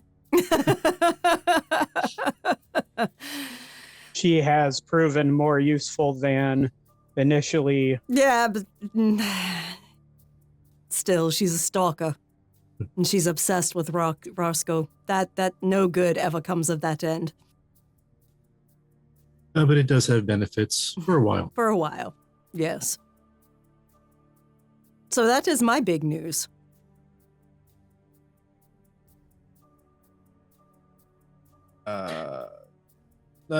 Sorry, no, I was just going to say Genevieve actually has like a bag with her. She pulls out the champagne. She said she was and she very just kind of nice. sets it down on the table thing or whatever it's in front of us. No, I got a little tidbit of interesting information considering everything that happened at Elysia. It seemed interesting. Prince Decker, sorry, he's kind of a dick, so I'm just giving him the old Prince. Prince Decker is apparently receiving a lot of money from someone. For what? Really? Yeah. My information, the person who told me this did not know who or why. They just knew that he was receiving a large amount of money from somebody and that he is not connected enough for someone to be like paying him, as it were. So I don't know. That does explain why he was so cocky. He doesn't exactly have much reach, power, anything. But he was very insistent that he'd be able to take out Prince Jackson. Didn't make any sense why he would. So He doesn't make the best decisions, but that was even a bit of a reach for him. Oh, I was gonna say, so someone's paying him for a hit. Or they're financing his push. Yeah, well, it's the same thing in our the prince level circles. It's basically the same thing, Genevieve, so. have Bobby look into Decca's finances. Yeah, I was gonna say I've got a couple different people I need to talk to, see what each of them pulls up. So Yeah. Because, I mean, we know he can hack into banks and stuff. So let's use him for what he's good at. Find out where that money came from. yeah, I may not have just him do it because while he did get into a bank account, He was traced. Yeah. He may be the thing that they know is they see and not see the other ones, because like I said, there's a couple other individuals I need to talk to about that. So No, I appreciate that information. That is very good information. We just need to figure out where it's coming from.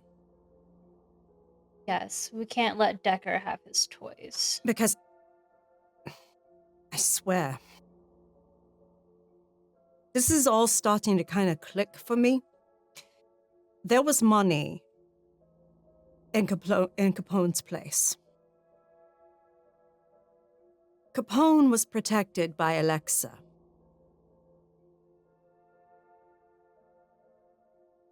Luke, ridiculously ambitious considering he was a Setite. I believe because he tilted his hand to me that he had Alexa bonded to him, that it was probably on his order that Alexa spared him and protected him.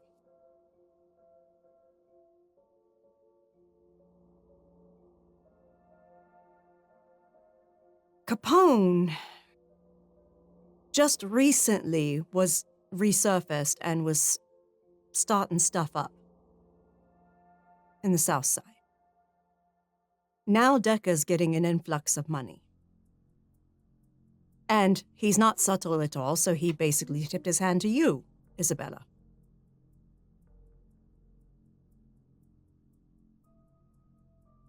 Someone is making a play for the throne of Chicago. Jackie, I think I know somebody who could help us find out that financial information. I think that would be Ambrose. You are right. I forgot you were connected with him. If anybody could find that out, he could. He could, and it would be so discreet no one would know. Right, yeah.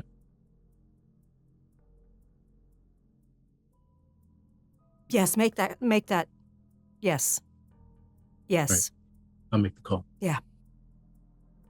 So what you're saying is we're looking at a multi-front conspiracy to depose the sitting prince Yes. of Chicago. That's what I'm seeing. Mhm. That's what I am seeing. And it's not Enox doing it. It is someone from the tower. Because this is tower playbook right here. Yeah, I never got the vibe that the Anarchs could. No, they were pawns in it all. Misdirection. Yep. They were pawns in it all. Yes.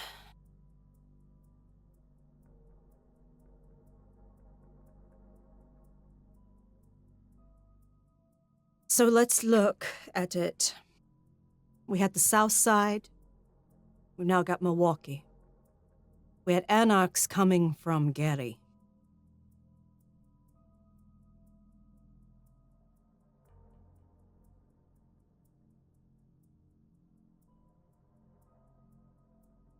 I would be willing to bet a significant amount of money that Ambrose will find ties to Gary.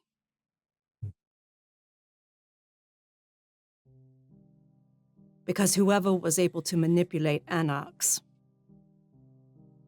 to assist Capone is based there. I bet money.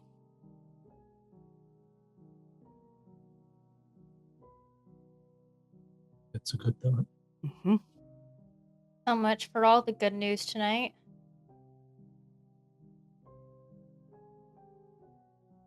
Princes come and princes go. This isn't bad news. This is actually putting us ahead of the game in a sense. Mm-hmm.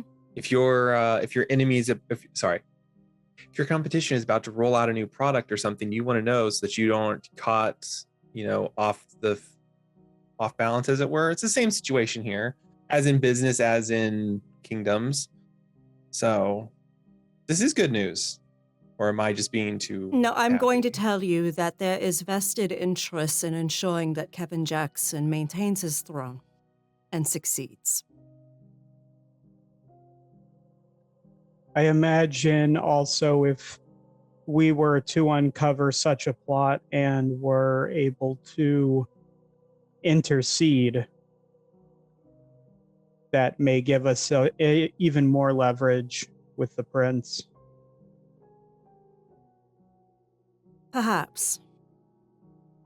Considering everything that's gone on, though, it may extend beyond that.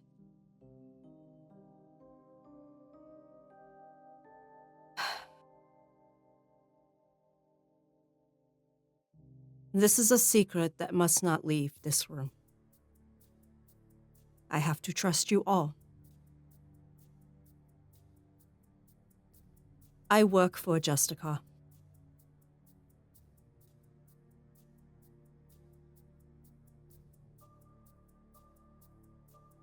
If this plot is as thick as I think it is, I may have to report it up.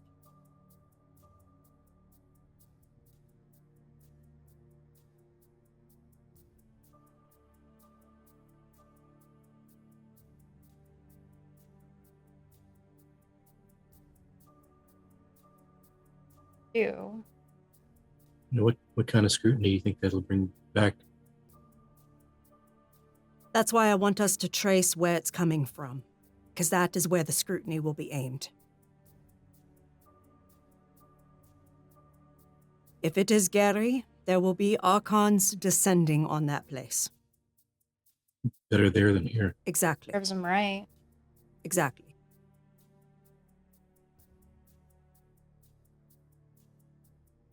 Yes.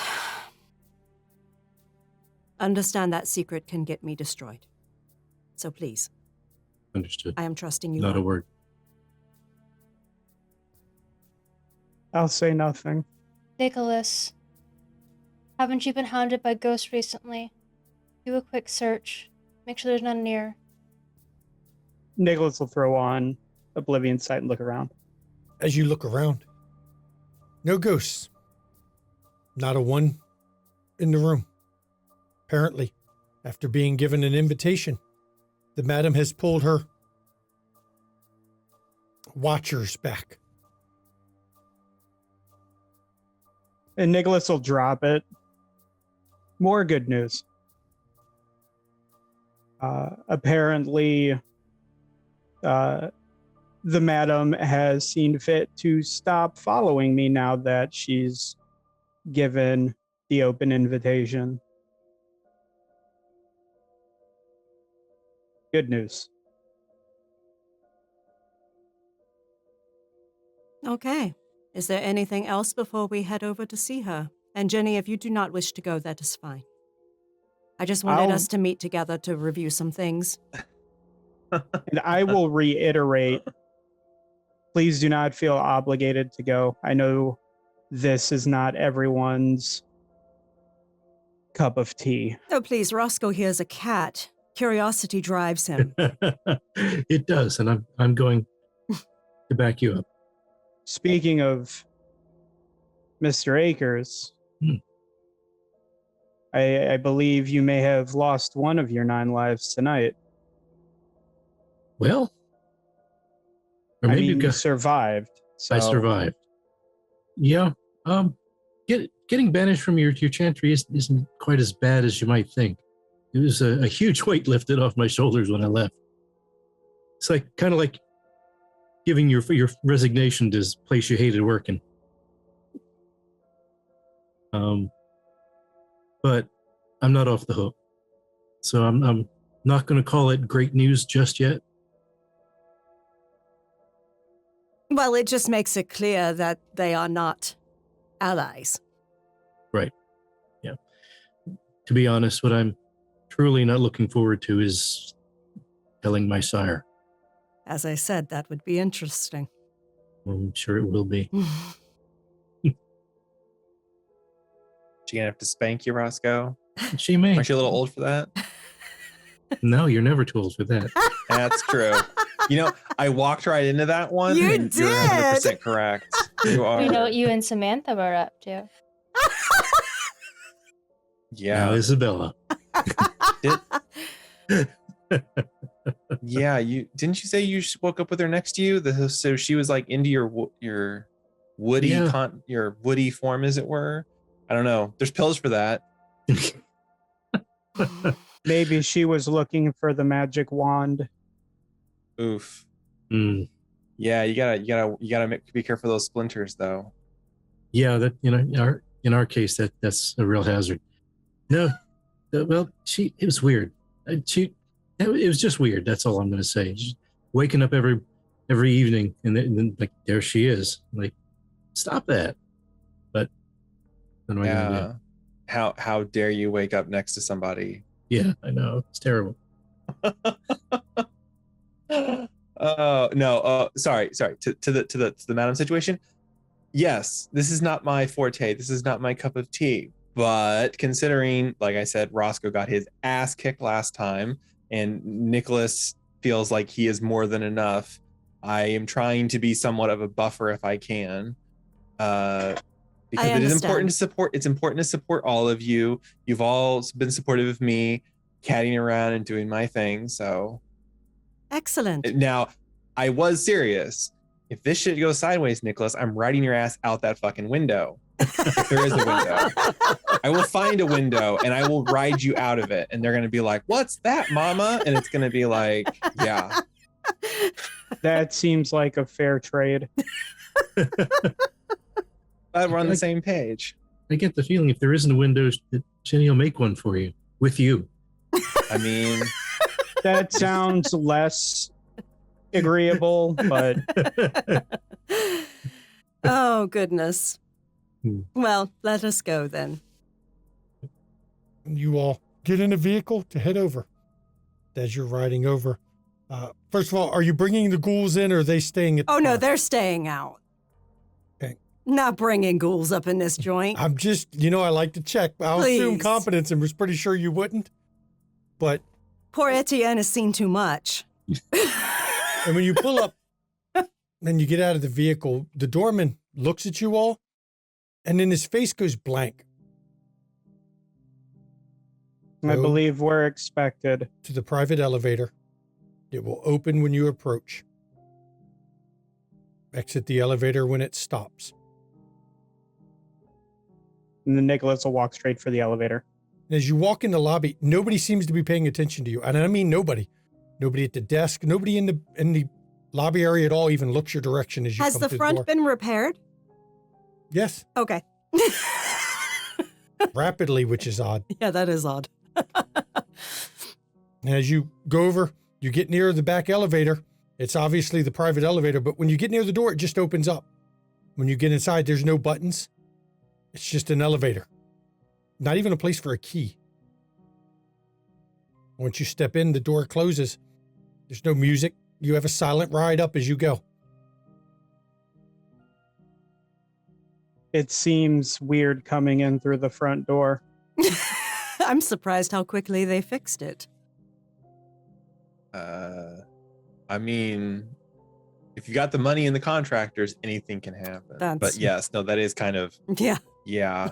As we get into the elevator, Nicholas is going to throw on Oblivion Sight.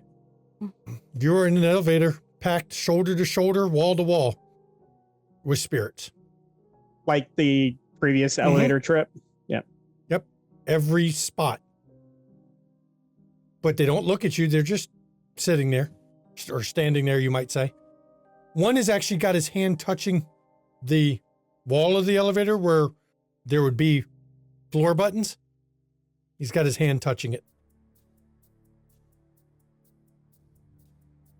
As you get up to the top, the door opens and you see a hallway. And the door in front of you in this hallway, it's about 10 feet down. Do you leave Oblivion Sight up, Nicholas? Mm-hmm. The hallway is packed shoulder to shoulder with spirits. And the doorway at the far end, about 10 feet away, is actually, you would place it definitely Persian and definitely old. The look of the wood alone tells you this thing is hundreds of years old. Before we actually get to the door, Nicholas is going to stop and ask, Izzy, are you okay? She's scary. Be careful. If at any point you want us to leave, tell me. I'm not sure I have that choice. You'll understand. And then Nicholas will walk inside. And as you get to the door, when you approach it, it opens. You don't even have to touch it. You just get close and it opens. And there's the old man you saw before, standing there in a tuxedo. You are expected. Please, follow me to the library. She will see you there. As you walk through this place, it is nothing but antiques. Yes, Nicholas. No, I was just saying Nicholas is following. This place is full of so many items. All of them look old. There's several paintings you thought destroyed. You can see hanging on the wall. Quite famous paintings. I'm immediate. Sorry. Go ahead. I'm going to look for fetters. Oh, this is going to be an interesting one for you then. The binding fetter. There is no roll. There is no rouse check. When you go to look at it, you put easily 80% of everything you see as a fetter. Not all of it, but 80%. I do want wits awareness from everybody. I need to check something in particular. But it is full of antiques, things you thought destroyed, things that you... Does instincts apply? Sure. Thank you. Things that Does concealed objects? Sure. There's things you thought long gone. Some things you see, if you didn't know any better, you may have seen a Muramasa blade. Isabella, nice. 7 successes on every die for Isabella. That's impressive. I think that's the best roll I've ever gotten. Yeah, that's impressive. Jenny 5, Isabella 7, Roscoe with a 6. I got 7 also. I re-rolled. So Jackie with 6. And then I one got more 7. 7 with a crit. Yeah, and I got 7 with a crit. Jesus Christ. I did get hungrier though, because I surged. Your beast is silent. Nice. Not a word comes from it. You all catch, you swear to God that's the Hope Diamond laying on a shelf. Can't be. As far as you know, it's in the Smithsonian. but that looks like the Hope Diamond just laying on a shelf casually. That blade is definitely a Muramasa. There are several Rembrandts. The value of the room you're walking through, It's priceless. And Jackie literally said no that. amount of money could buy just what you see. And some items are just casually set down. They're not even displayed, just laying there. It is a collection any museum would probably kill everybody in the city to possess. These are priceless. And as he walks through, he doesn't say another word, and he opens up a door, and you're in a large room that is wall to wall, floor to ceiling with books. All of them on the bookshelf. There's none on the table that would hold for the library. It is all books. Now, Roscoe, and judging by everyone else's earlier roll, Roscoe, you know for a fact, you can see the covers on these. These are, a lot of them look like pristine original printings. Some are hand printed. That's how old some of her books are. And all of you just walking here get a sense that there's a treasure trove of literary and historical things right here in her library. But there's nobody in there as he walks in, and he walks across the room to another door. I shall return shortly. And he steps through the door, leaving you all in this library. Who had the highest roll? 7 with a crit. 7 with I think a it was crit? me or Jackie, 7 with a crit. Both of because you I had had 6 7 and then I with a crit. rerolled. You both eyes drawn to a book that you know is not supposed to exist because it's heresy. Book of the Grave Wars on the shelf. Ginny and Isabella, you two noticed there's a Book of Nod. Complete Book of Nod by the size of it. Roscoe, you even see something strikes your eye in that same area, not too far, a couple shelves removed. The Book of the Dark Mother is even on the shelf.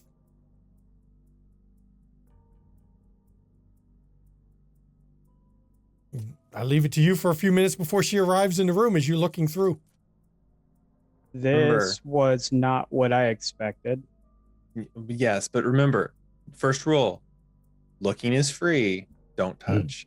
Yeah, from what I remember, touch nothing. Yeah, you don't want to owe her something just because you stupidly like, oh, you know. Are No, there seats around the table in the room? There's padded chairs, like in any library, where you can Yep. sit in them or you can pull them together if you wish. Jackie's just going to sit down in one. They're very nice, very comfortable. Mm-hmm. But you have the feeling they're not used often. Mm-hmm. Yeah, they creak a little bit when you sit in them. Yep. But there's no dust, which is nice. And it's not Nicholas is Go ahead. Nicholas is just going to walk around and just look at what's there while he's waiting. Yeah, for someone like Nicholas, or in particular Roscoe, reading the titles is Like, I imagine she's got stuff that was thought lost at Alexandria type Yes. stuff.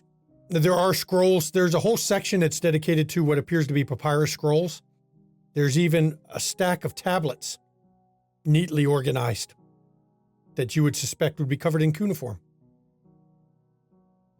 But it's not more than 2 or 3 minutes before the door opens and the butler comes in pushing a wheelchair.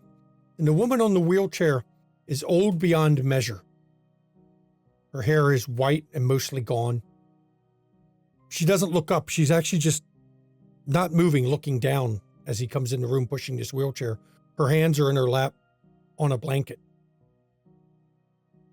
And he stops the wheelchair and stands behind it. And when he stands behind it, his head dips, and then hers suddenly lifts up. You have come. Thank you. I appreciate the invite. I see before me a child of kings. And her head just dips. And without missing a beat, the butler's head lifts back up. One of the roses. The blood of the wild. One misappropriately named a usurper and one of death. Interesting. And then his head dips. I see a tie between the rose and death. You are linked, your fates twined together with the one who is here but not here. She hides in a necklace, does she not?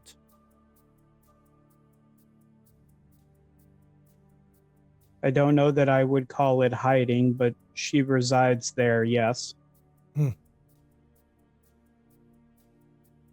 She has nothing to fear from me. Fear would not help her anyway.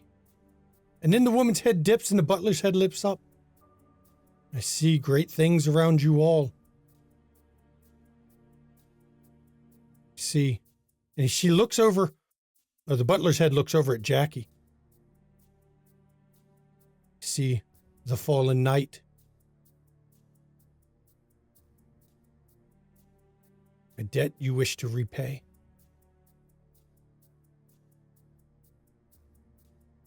See the twin reforged, tied in a way that crosses great time and space.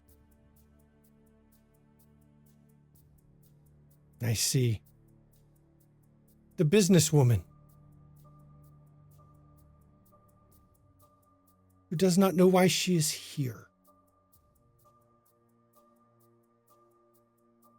See one, and his head dips and hers lifts up, who is starting a war, though he knows it not. Does not understand what he has fully done. There will be ramifications far beyond your ken. And I see one stalked. One who has been marked like the rest of his kind in this city. Marked for destruction.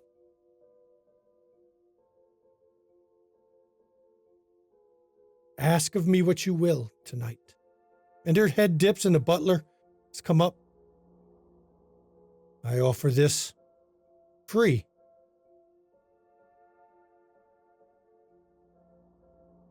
As a boon. A way to make you understand. Ask. You will not get another chance.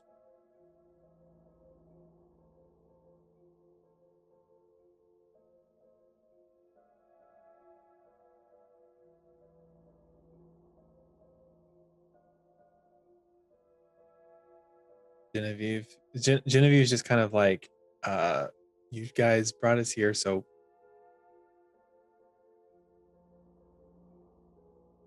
Who or what is stalking him?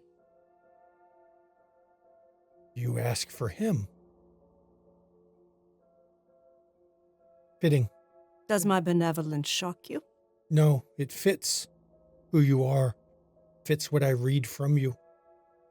Fits the strands of fate around you.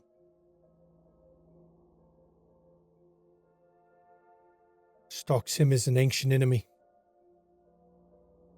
They have killed most of his kind in this city. It is a wrong that they feel they were given. They will remove him.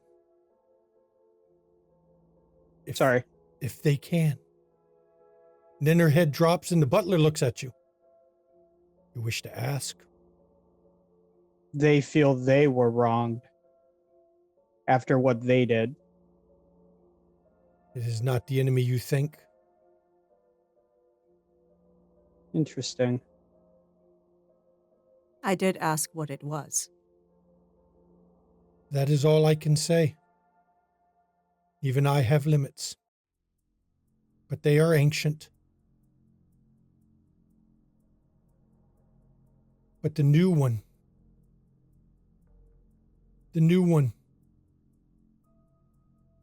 left to spy.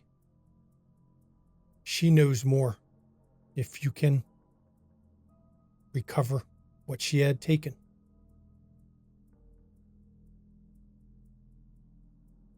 Jackie just sits back.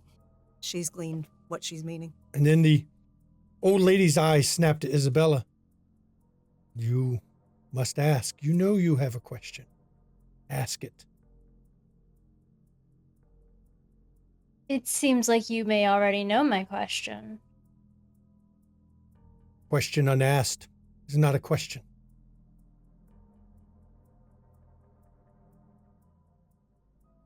What is the connection between me and the actual twin? Time is funny. You will find a life ended too early. Sometimes, as a twin,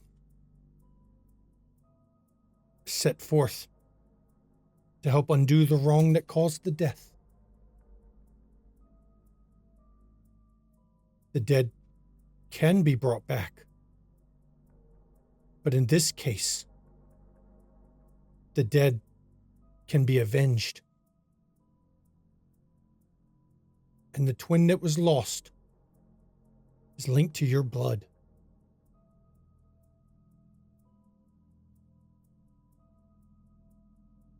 And then her head drops and the butler looks over at Roscoe. Ask. You know you have a question.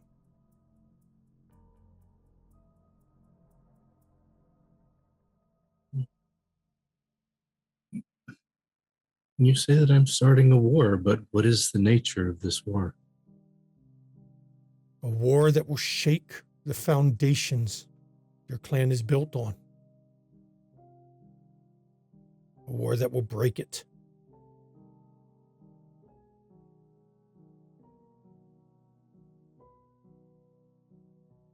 You do not understand yet, but you will.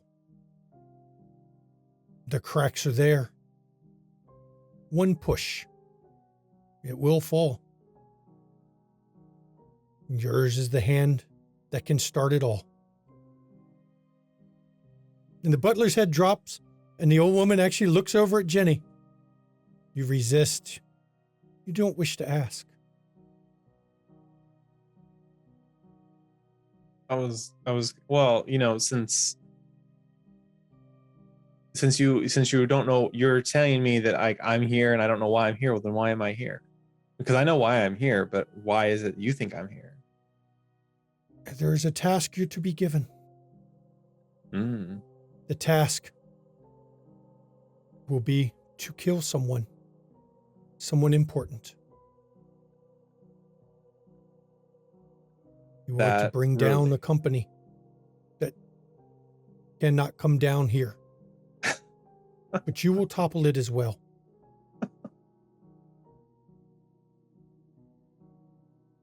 Interesting. Well, good to know, I guess. I mean, talking about, You will break the corruptor's hold on this city for a time. Fun choice of words. And the head drops. The old woman looks up again. I have answered questions. Now, is there anything you wish of me? Bargains may be struck. I did not ask my question. But you did. You asked. With hers, and the eyes dart over to Jackie. But ask again, and I will tell you the price. Ask a different one.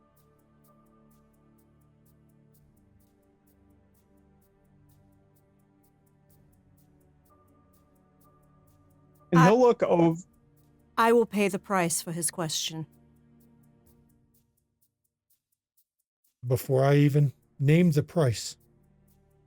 Done. Ask your question, Nicholas.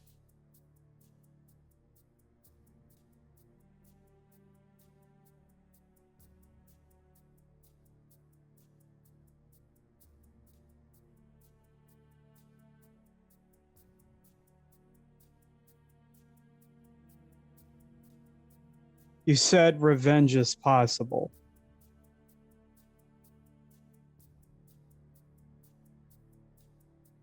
She will come for him. She will find the wayward child.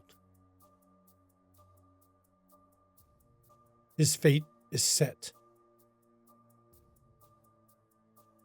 Hers is not. It is up to you whether she leaves afterwards. You and your friends.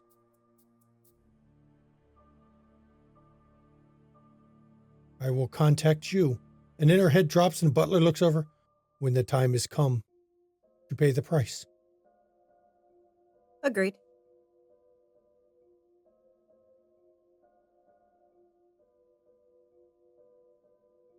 I am fascinated by what you wear around your neck.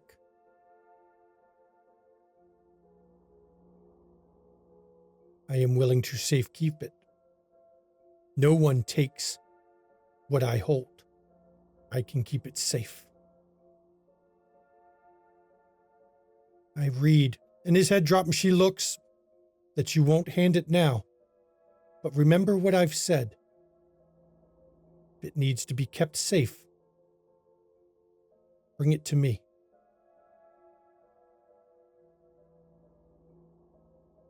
Though you won't get it back from then. It will be safe.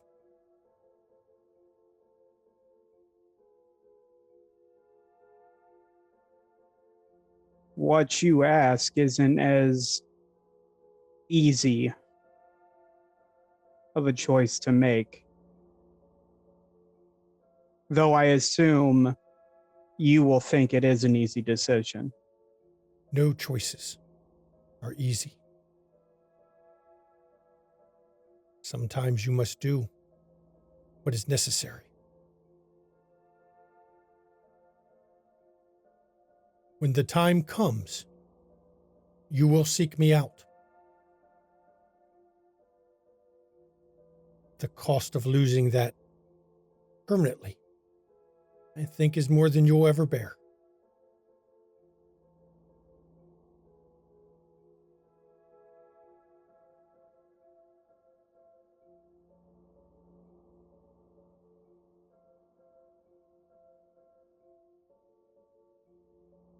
Is there anything else you wish of me?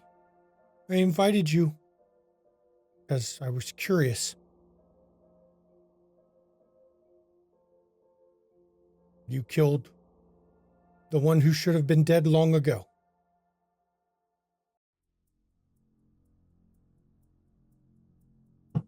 But that is one pawn you've knocked over. And now the player of that game knows where you are.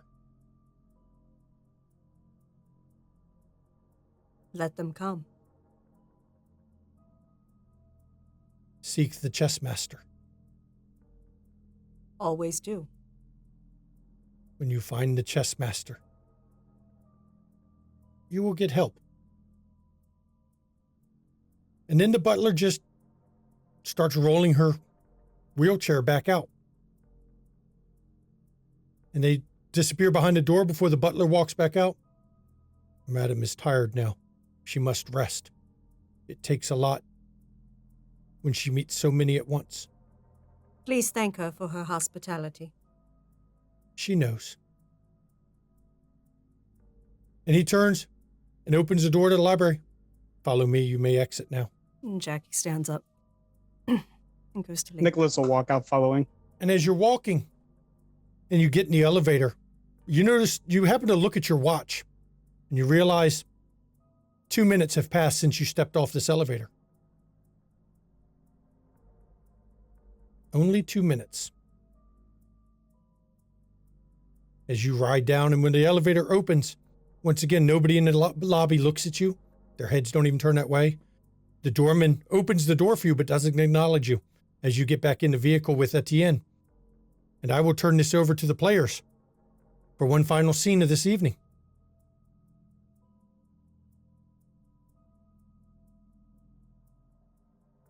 I appreciate what you did back there, Jacqueline. Please call me Jackie. We are friends. I appreciate it, Jackie. Of course. Ask anyone who has any kind of history with me. I protect those who are loyal. Yeah, we do the same for you.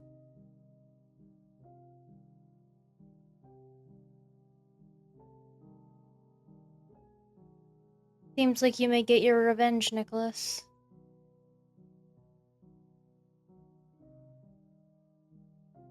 The And- question is going to be whether the price is worth it.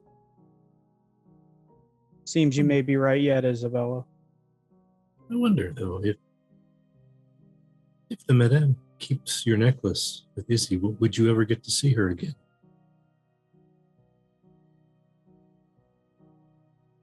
Nothing would.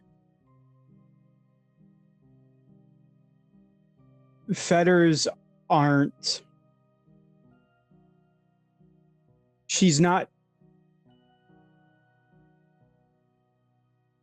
She would be able to visit. She just chooses to stay. I imagine it's because she was always protecting me when we were children. And I imagine part of it is still. She still loves you. Madame to seems to have. But Madame seems to have pretty strong holds over her own, though.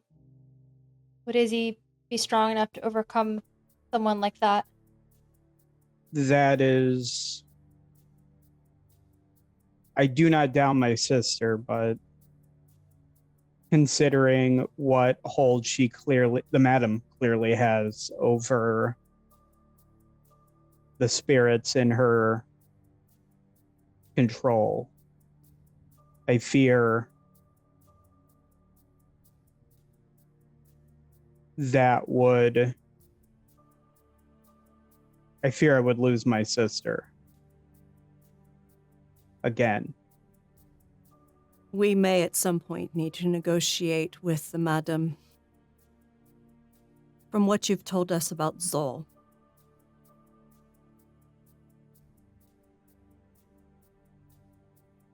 we may need those under the employ, as it were, of the Madam to be able to retrieve the memories from her head.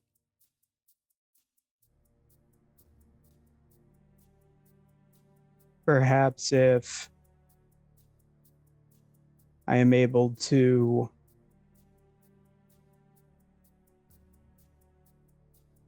satisfy Sylvester's requests, perhaps he may know of someone we may be able to. So it'll be our last resort. It does seem that Amelia will come back for her wayward son, though. Especially if he's starting to break down and not serving his purpose anymore. Regardless of what happens with Zal, that peace should come through regardless. Meaning we need to watch Brayden closely.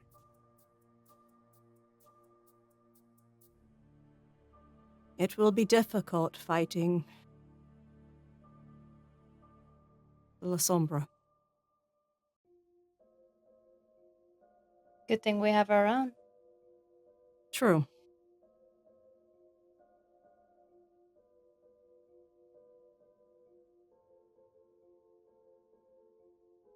Did it feel good to learn your mission, Jenny? Nah. Sorry. That was the classic pusher tactic. They give you something, they think they're giving you something. You feel like you're receiving something, so you buy in. You keep coming back. You keep coming back. And you keep coming back. Fuck that shit. You know what?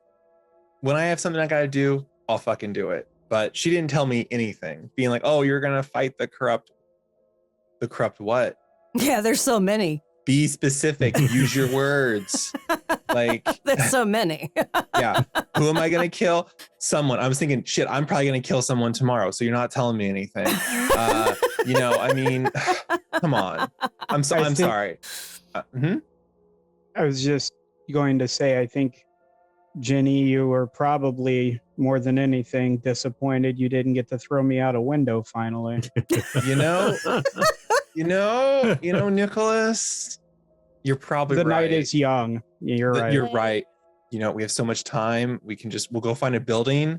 We'll rent the roof and no. I Look, do think we have champagne still, Jackie. you're right. We can go up on the roof. We can pop the bottle and then just. Oh my gosh, Heave-ho. the pool is open now on the roof. We can toss Nicholas into the pool. I joke, Nicholas. I joke. You joke. I do not. I do not think if Jenny were given the opportunity, she wouldn't just. What is it they say these days? Yeet. Give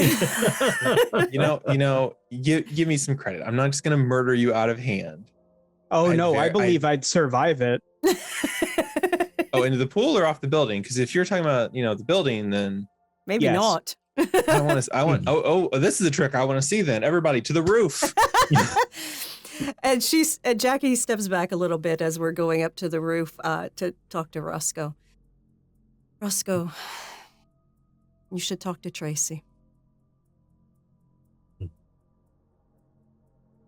Yeah. Let her know everything that's gone on and even what the madam taught you. Yeah, that seemed to be very important. I think you're right. Because if it is to be war, it will be tough action against the traditionalists. Yeah. Well, it's going to be what it is. You have my support, Thank you. Thank you, Jackie. of course.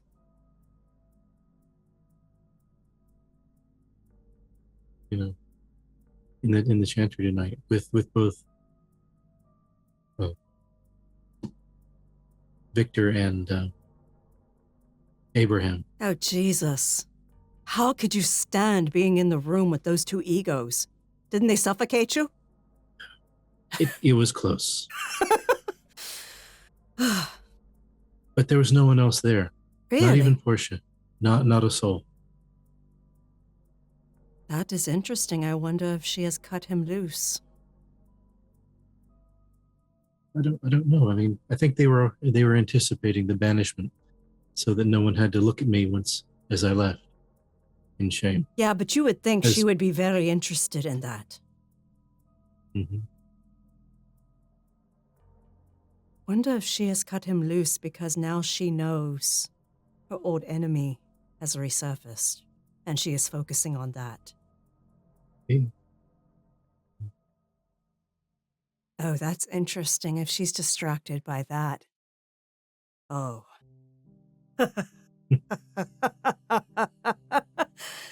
Oh my. Yes.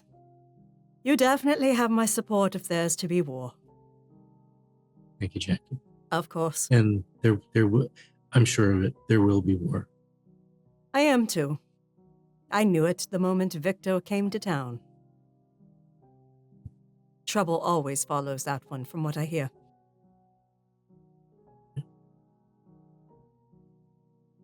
I mean, from what I understand, Milwaukee fell while he was there. By his hand or in spite of it? I don't know. I'll have to get more information on that if I can. You might actually ask Tracy about it. She may know. He seems to know a lot of things. Well, she's well connected and has been around for a while. Mm-hmm. But yes, it is, yes, goodness. Hmm.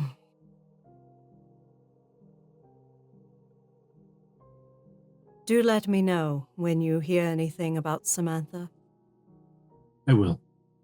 because depending on how she's handled by her people, then we will discuss how we're going to handle informing the prince.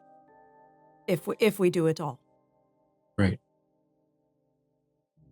So, This is at least giving us some time to not tip our hand that we actually knew anything to begin with. so.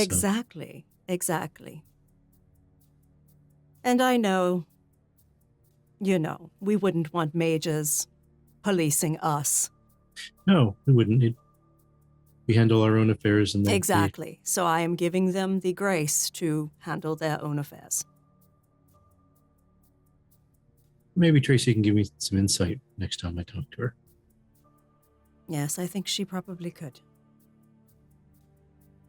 But let's go enjoy some champagne up on the roof and watch the moonlight on the pool. All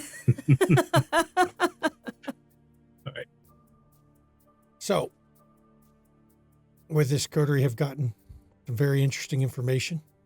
They met with the madam finally and found out it wasn't all bad. They got information. Whether they could act on it or not is important. I think. Yep. It is that time. We are going to end this episode, everybody.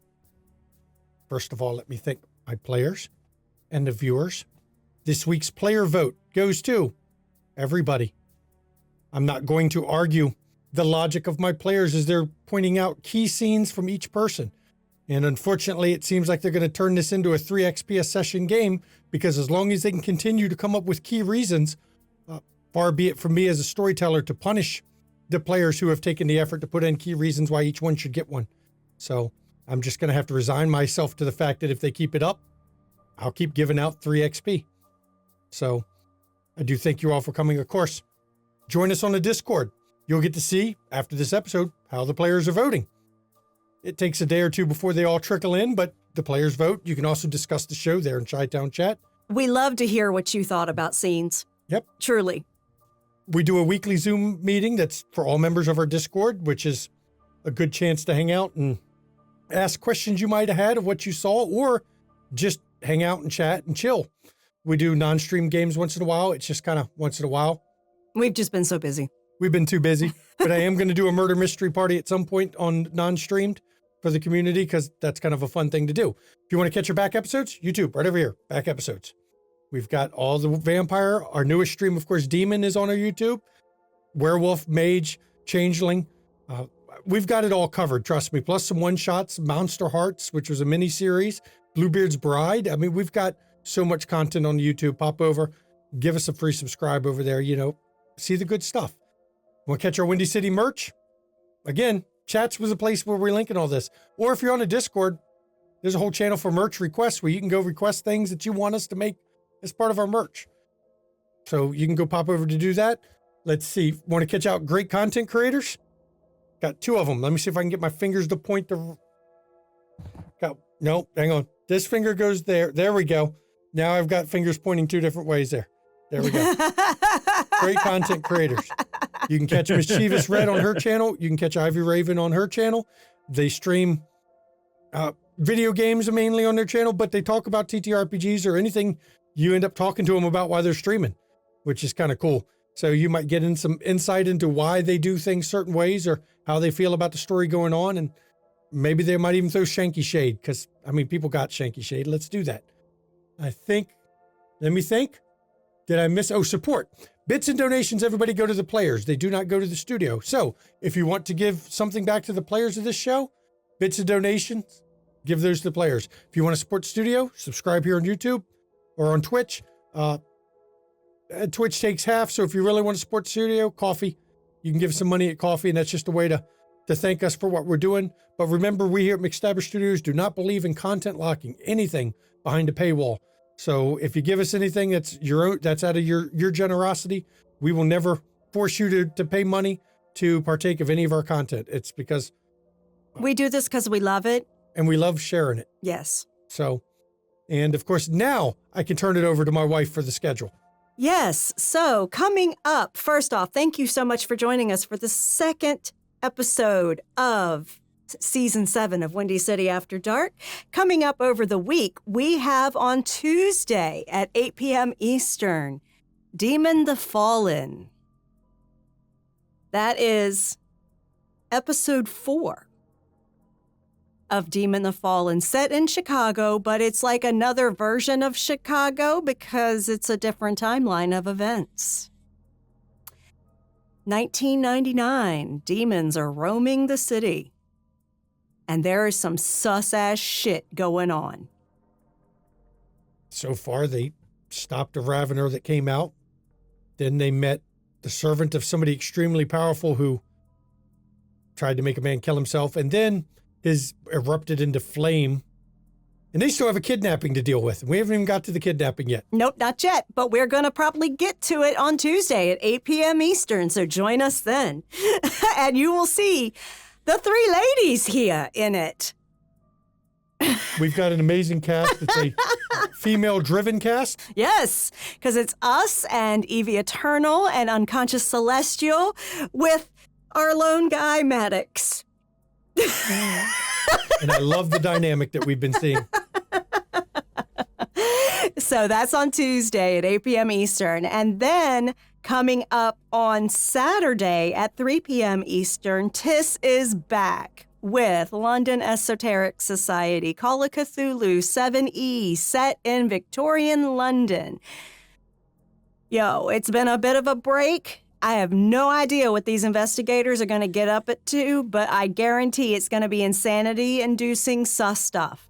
So go check it out at 3 p.m. Eastern on Saturday. And then we will be back here on Sunday with episode 3 of season 7 of Windy City After Dark at 5 p.m. Eastern. We'll see you then. Things are getting interesting in Windy City, everybody. They've all got some info, and some of them, they understand what they were told. Some aren't quite sure yet.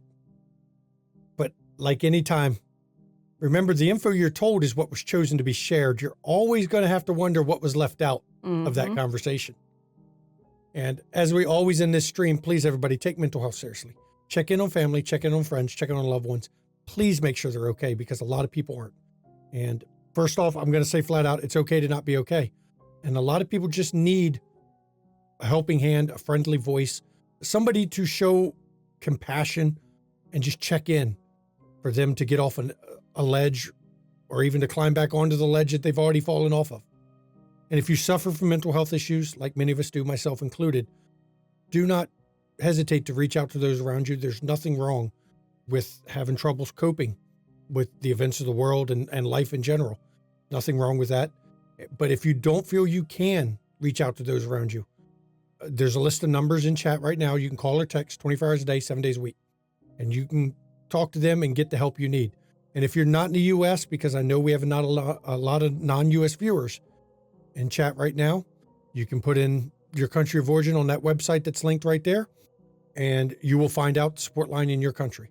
Because everybody, mental health is very important, and it's health in general. We take it very seriously. So please do not discount your own mental health and the mental health of others, and take time to self-care yourself once in a while. Everyone needs a little bit of self-care. Whatever it is you need to do, make sure you get your own self-care. And now I can turn it over to my wife for her portion of the outro again.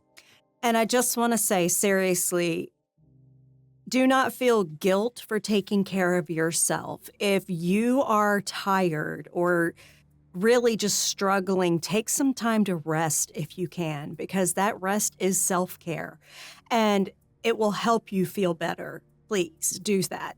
And don't worry, Lamar's coming back. He just had other stuff going on today and could not play with us, but that's all right. He'll be back. He's fine. And he's got a hell of a little bit of a briefing to get when he comes back. Yeah, because, Lamar's just on daddy duty with the new childer. And he's not quite ready to introduce her back to the Coterie. No. But yeah, so jumping off of what my husband has presented, I'm Mama McStabber, am a registered nurse. I am the nicest mean nurse you're ever going to meet. Brad here is the meanest nice nurse you're ever going to meet. And we're going to tell you. Please get your goddamn shots. Get your COVID shots. Get your boosters. Seriously.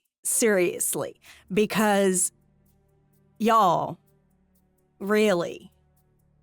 I get new cases in every day to manage, and I'm seeing people that haven't got their shots that they are getting COVID, and guess what they got now? Long COVID. That's going to affect them for the rest of their life, and we have no idea what it's going to do long term. No idea, because it hasn't been happening long term yet. So, y'all, really, just go get your shots and boosters. Stop stressing out healthcare workers, please. Please. You're burning us out. Please, take care of yourself and others. Have a little bit of self-responsibility, self-accountability, and compassion for everyone around you. Please. Also, President Biden has signed an executive order guaranteeing that certain LGBTQ plus protections are federally done, including gender-affirming care. This is excellent. Unfortunately, it's just a stay of execution for right now, because it's only so good as long as he is in office. Until something gets done by our ineffectual Senate, because it is a 50-50 Senate and the Republicans are out to screw everybody over by not doing their fucking jobs. So please, vote blue in the primaries if you can. Vote blue in the midterms. Vote blue in 2024, because we need to protect people's lives here, folks. We need to protect people's lives. And reproductive health, and yes, abortion is reproductive health, one legit saved my life, allowed me to later become a mother. Y'all, please, just vote blue. On those same notes, I encourage everybody to watch the January 6th hearings that have been going on. Yes. A lot of info has come out during those that was not presented in the beginning. Mm-hmm. A lot of things have been being presented by people who are Republican testifying, as a matter of fact. Yep. And as somebody who has watched the January 6th committee hearings, it's fucking frightening. Yep. Yep. So, I'm just saying, fuck the fascists, fuck Putin, fuck the Republicans, and I don't mean the fun way. I mean impale their asses with a spiked dildo with no lube. Said with and love. ground up glass. And ground Said up with not glass. love. Yeah, said with not love, but said with love to all of y'all, because I want everyone to be safe, healthy, and have the best quality of life possible. Good night, everyone. Good night, everybody. See you, hopefully for Demon, because it's a good story being told. Good night.